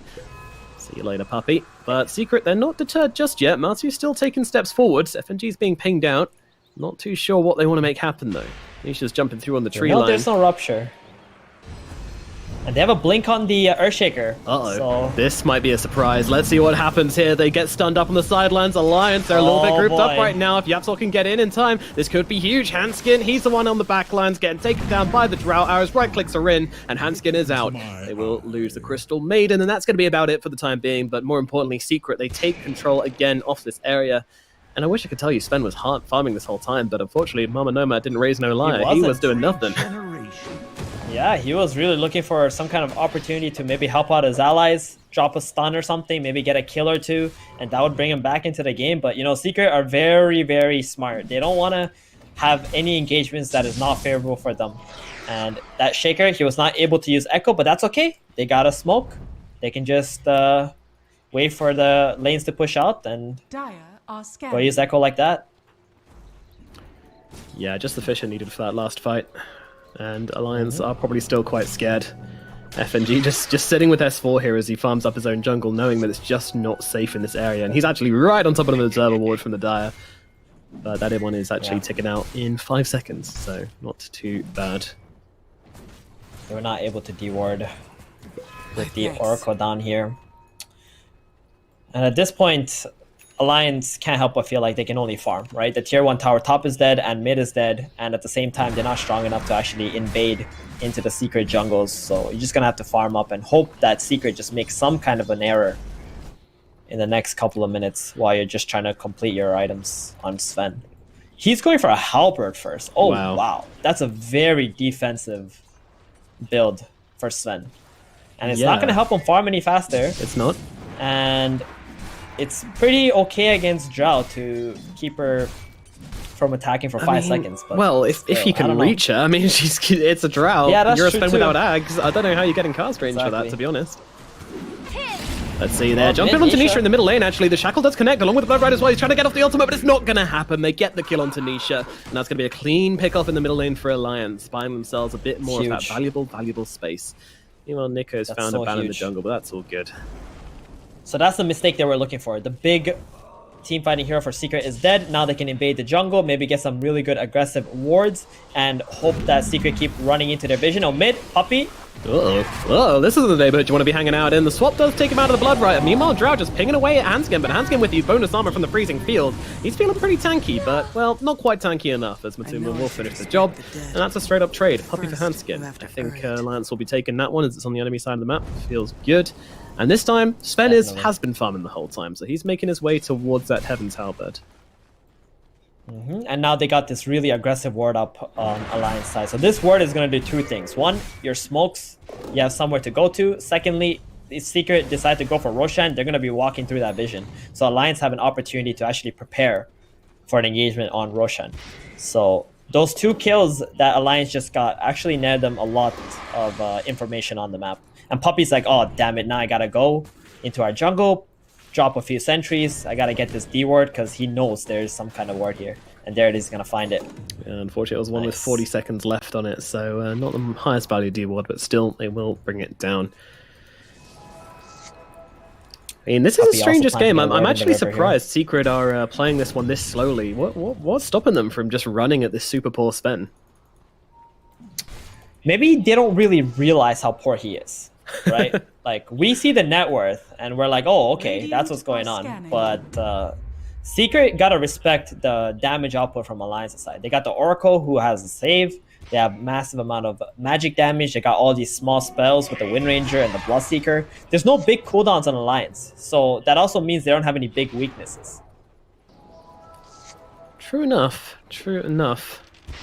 They can continue to defend with all their worth right now. Yep, and the Secret don't really have any deep vision either at the moment. Either got dewarded or expired.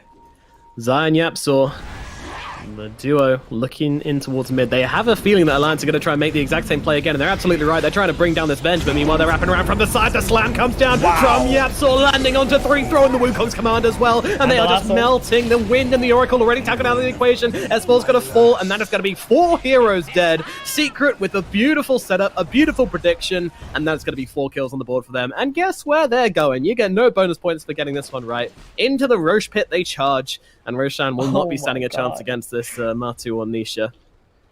That was so beautiful. They baited Puppey out so perfectly. Great Echo Slam. No hesitation at all from Yapsor. All the follow-up is there. Matuman even going for that Blink Dagger so he can position himself better in the fights to get those perfect multi-shots and Gust. Oh, that was so nice to watch. It's very rare that you see teams baiting out heroes nowadays. They're most of the time just constantly attacking, but Secret, they do it so perfectly. They do it old school, and it works out perfectly for them. Goodness gracious. A lot of patience being shown from Secret this game, but with plays like that, it makes it feel all worth it as they gain an 8k gold advantage. Aegis in the hands of the Monkey King as well. My god, you've got to be shaking if you're Alliance right now. Why you gotta make aggressive plays when you can just bait your opponents? Yeah. Win team fights that way instead. I mean, is this... Oh, hold on. They're actually going for something here. They're going for FNG. No FNG. Lim's trying to come around the backlines and finish on Nisha, but Nisha's the one with the Aegis, so I'm not quite sure that's the greatest play from him as Yapsol gets on top, stuns him up, slowing him down. They're on top of him with the flames as well, blasting him around, and Lim cannot get away from this. Meanwhile, a couple of spells being thrown in the way of Zai, but Zai, he's feeling okay about life. He's just going to hang around on this cliff for a bit and blink himself away. And that's going to put an end to that engagement. FNG went in for the ward and the sentry, and he just got caught out. He's the one person on the Lion side that cannot die first. He needs to be saving people and getting that counter initiation off of that.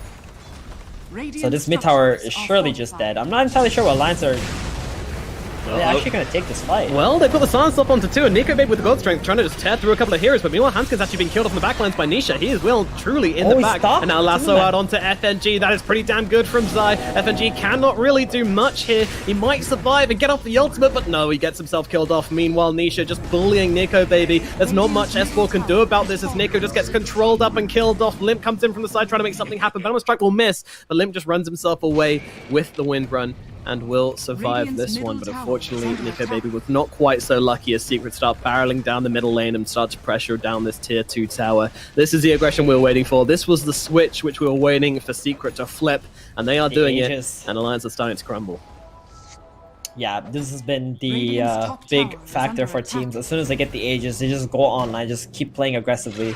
They don't stop, and Alliance, very questionable defense there for them. Wind Ranger was still like 15 seconds away, and the most you were going to get out of that fight was just a bench kill. You don't have a whole lot of damage available without this Wind Ranger alive. And let's be real here, Venge kills are like worth so little. I mean, even compared to other position 5s, Venge is just worth nothing because of that Vengeance aura, the illusion which pops up. Bottom, Zai.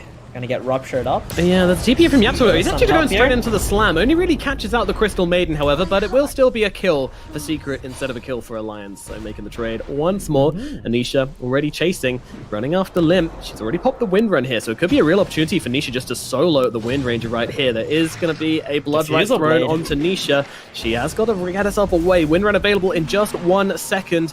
I'm going to use it now, but meanwhile Yapsor goes for the fissure. Is that going to block off Limp? It actually does, but they don't know that. And Secret, they're actually considering getting themselves away now as they're getting a little bit carried away, perhaps. Alliance are ready for this.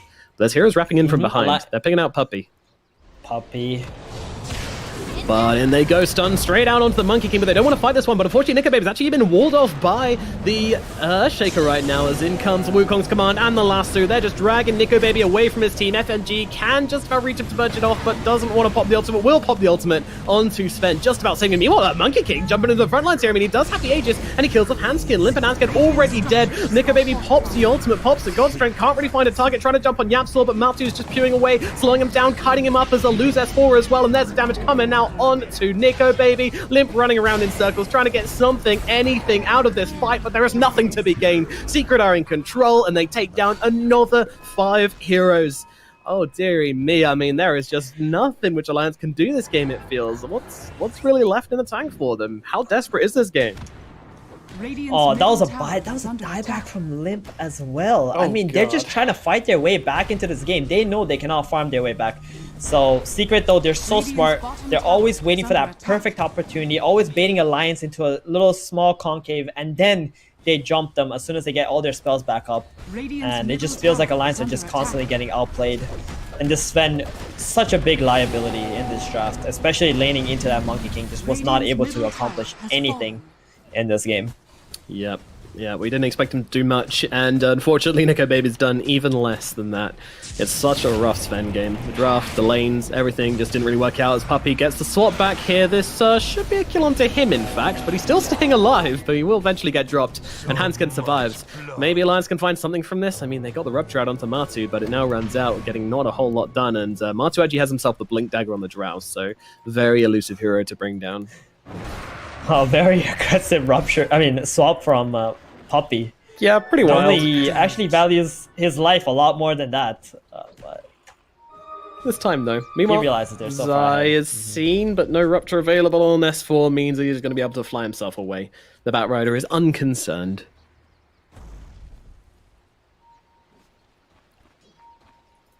Alright, Alliance. So, unfortunately, the spend thing doesn't seem to be working out so great. The fighting, the buybacks, also not working out so hot. Scanning. What's the next plan? you gotta keep fighting. There's no other way. You gotta like get some vision up, maybe camp some area that Secret might just walk into, and get out of position, get a kill, snowball that into something more. It's pretty Yo, much your Zai, only he's option going for the on solo the right outside. now. He's dragging back the wind. Puppey's making his way over to help him out, but Limp's actually considering just jumping onto Zai, but he actually gets disarmed by his teammates, so the focus fire's not going to do a whole lot, but probably for the best. Keep him safe and sound.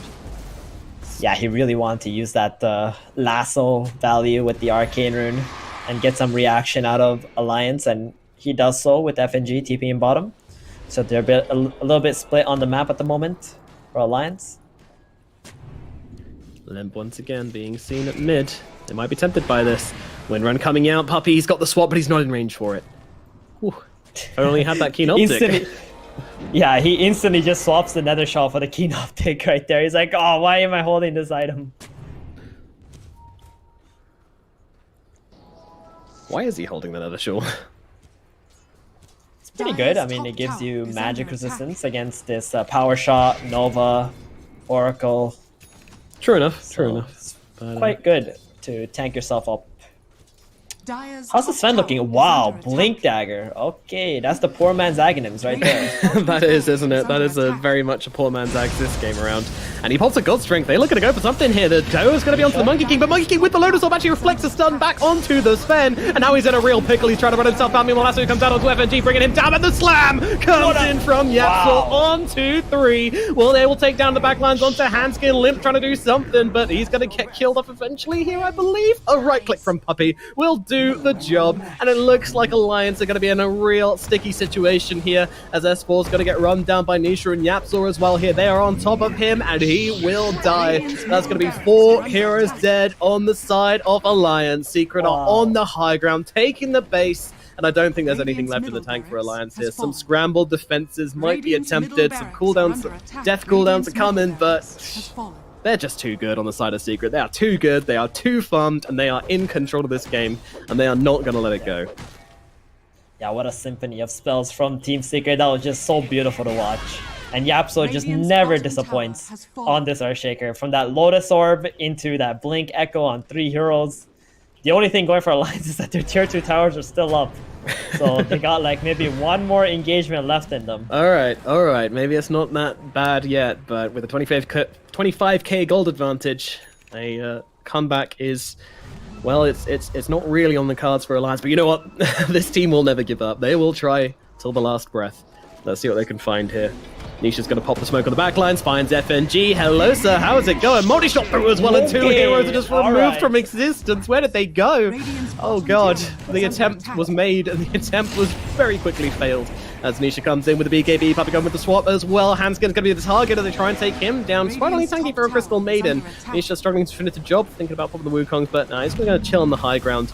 It's Zai who's going to go after him, but a blink away from Hanskin actually keeps him safe. Pretty cheeky, and now actually Zai could be in some trouble. Puppey goes for the swap, gives his life for his offlaner, and Zai will just about survive this one, despite S4's best intentions. The rest of the team try and deal with the tier 2 tower, and S4 runs into Nisha here, but in comes a Fissure into the Wukongs as well. Oh no, S4, he's got nowhere to go. Meanwhile, Hanskin dies to Drow on the backline. She's just in right now, controlling them up, and in the front, well, S4 trying to run past an angry Drow, but this Drow ain't gonna let that happen too easily. Meanwhile, Nika Baby blinks forward, trying to find Zai. Not gonna happen. He's gonna die as well. 3 heroes dead once again from Alliance as the Wind Ranger respawns without any teammates and is tasked with defending this high ground. Well, that is a hard task indeed, and Zai's already looking for it with his Blink Dagger and this Force stuff. He is ready for anybody who takes a misstep forward here. Oh boy, they are at 1k gold advantage per minute. And there it is. Oh, there's the last circle. Yeah, they call it. They call it. There's nothing left for the side of Alliance. It is going to be the 2-0 from Secret. Alliance have failed to take down the Goliaths once more, and Team Secret confirm their spot in the grand finals as if it were ever in doubt. Man, I mean, Alliance brought some good ideas to game number 1. Unfortunately, they didn't quite have the same success in game number 2, but they didn't take either of them anyway. I mean, damn, that was looking real hot from Team Secret. What do you do against this team, Theben?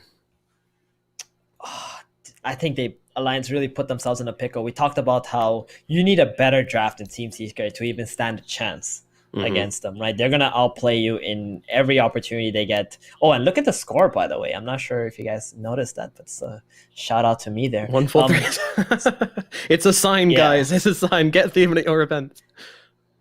Yeah, this Sven pick, I think it was just a huge liability for Alliance. They had the last pick that carry, and we also talked about how this Sven had to snowball, had to get soul farmed to be able to 2-shot Secret's hero so he doesn't get kited, and he just had the most terrible laning stage and had to play from behind. It was a complete disaster. It really, really was. Yeah, I mean, Alliance, from the moment these lanes started, it just felt like there was something wrong. But to be fair, the Drow had just about a lane as the Sven did. But unfortunately, the Drow was just be able to move around the map with their team. It felt like Secret were really able to enable the Drow. Meanwhile, the Sven, it was a big problem because they needed this Ags, they needed like a blink or something for him to actually be a hero in this game. He never got it, therefore he was just kited, controlled. The Batrider and the Drow just ran circles around him, and he wasn't able to play any kind of Dota 2. And ultimately, that's going to be it for this series. But we do have the 4th and final series of the day coming up just around the corner. Theben, what is it going to be? Navi versus VP Prodigy. It is indeed. It is indeed. Sit tight, people. We're throwing it over to a slightly longer break, about 10-15 minutes to get the teams into the lobbies. Then we'll be good to go for the 4th and final series of the day. And it's going to be the lower bracket matchup. We'll see you very soon.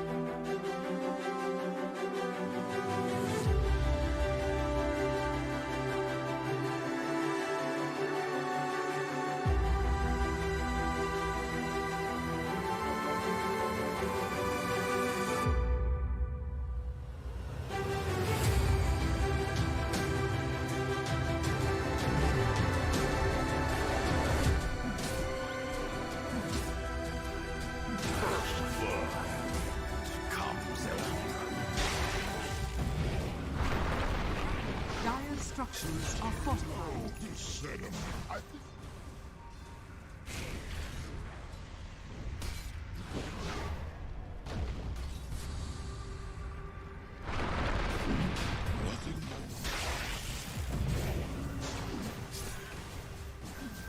Accursed antidote. Dire's top tower is under attack.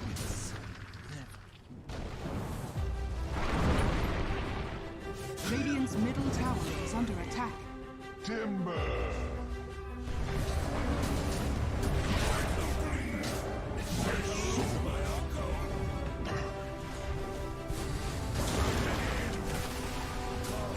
hope it was. Dire's structures are fortified.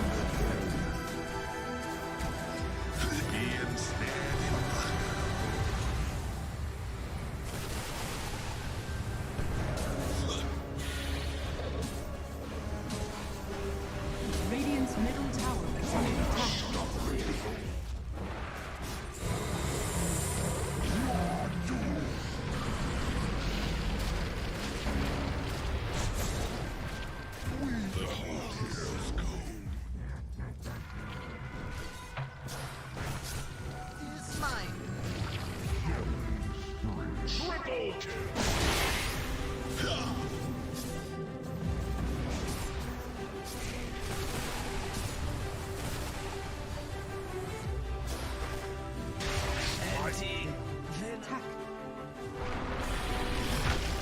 Dire's middle tower has fallen.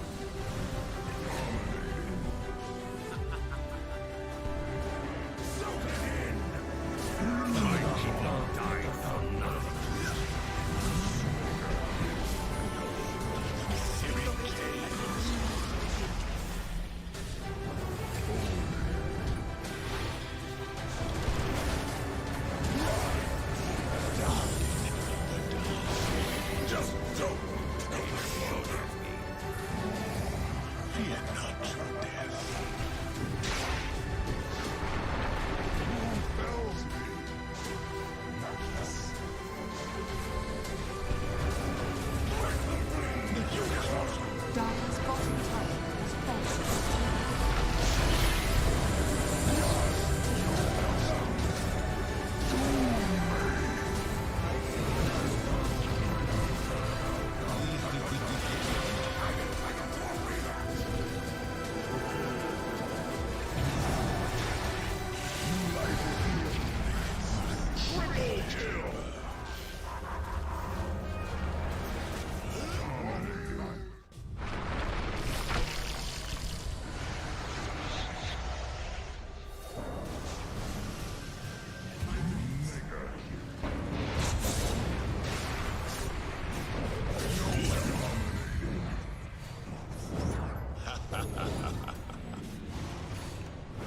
It's gonna be a massacre!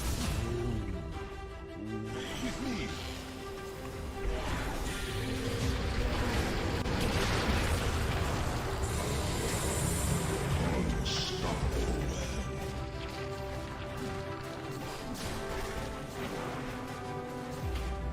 My body falls!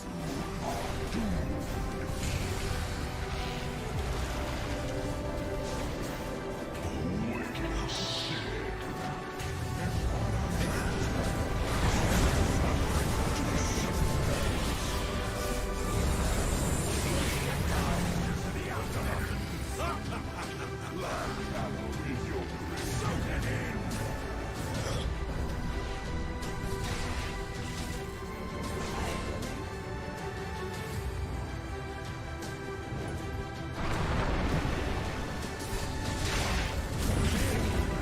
Are scanned.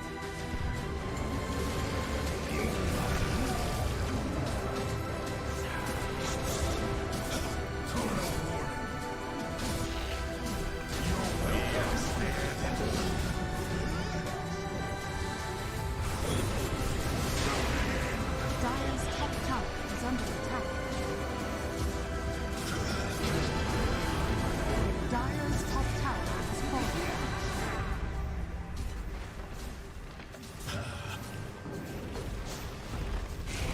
Dire's top barracks has fallen. Dire's middle barracks has fallen.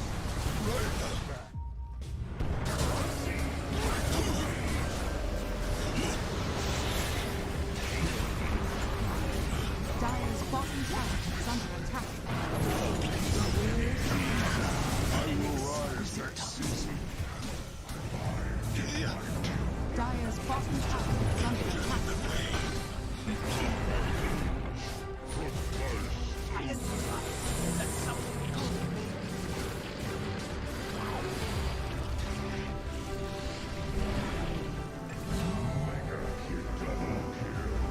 Dire's middle tower is under attack. Attack. See that dog? Dire's middle tower is under attack.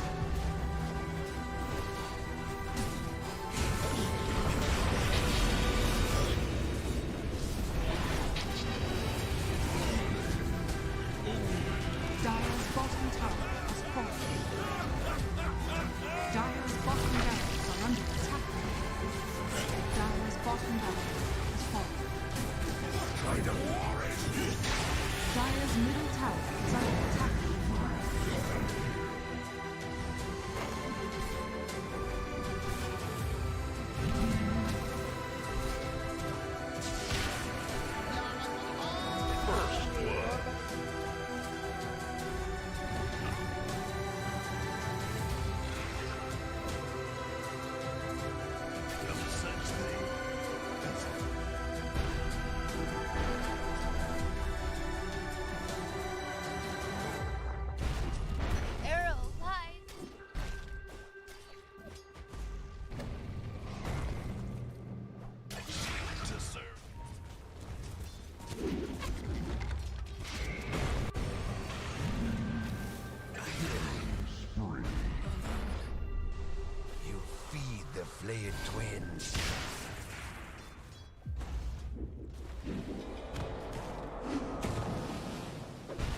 Dire's middle tower is under attack.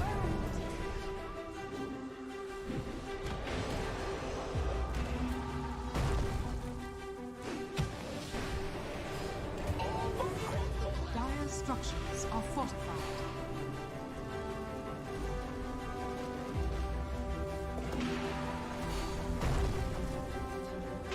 Radiant's middle tower is under attack.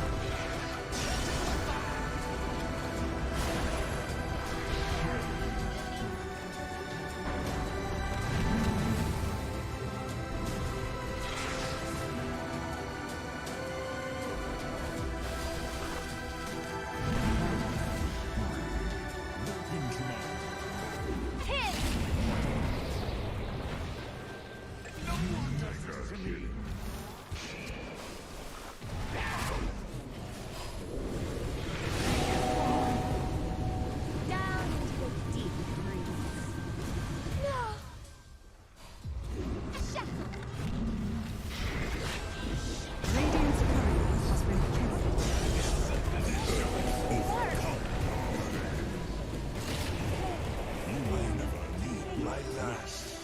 Radiant structures are fortified.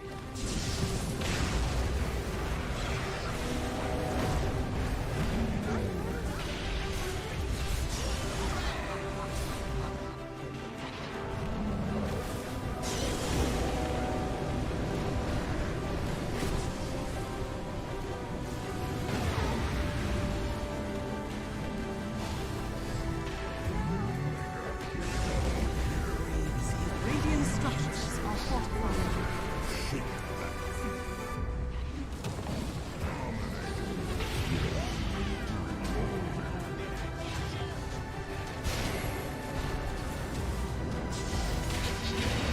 Dire's top tower is under attack. Radiant's bottom tower is under attack.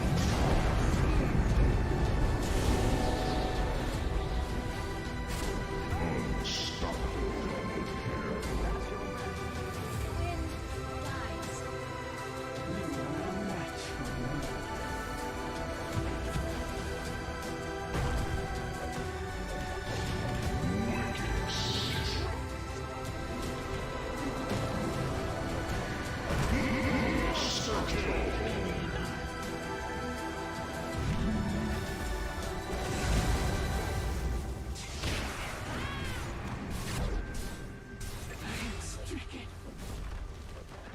Are fortified.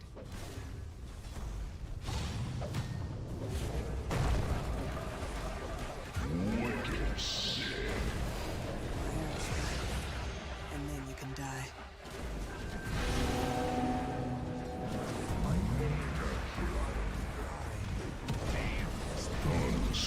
Radiant's top tower.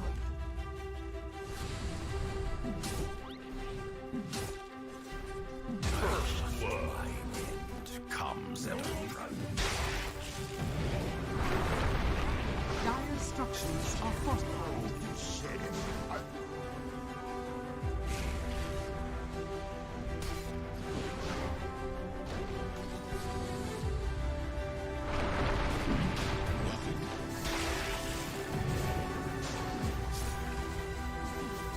Cursed antidote.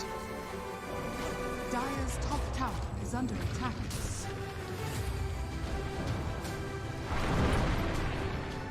Radiant's middle tower is under attack. timber.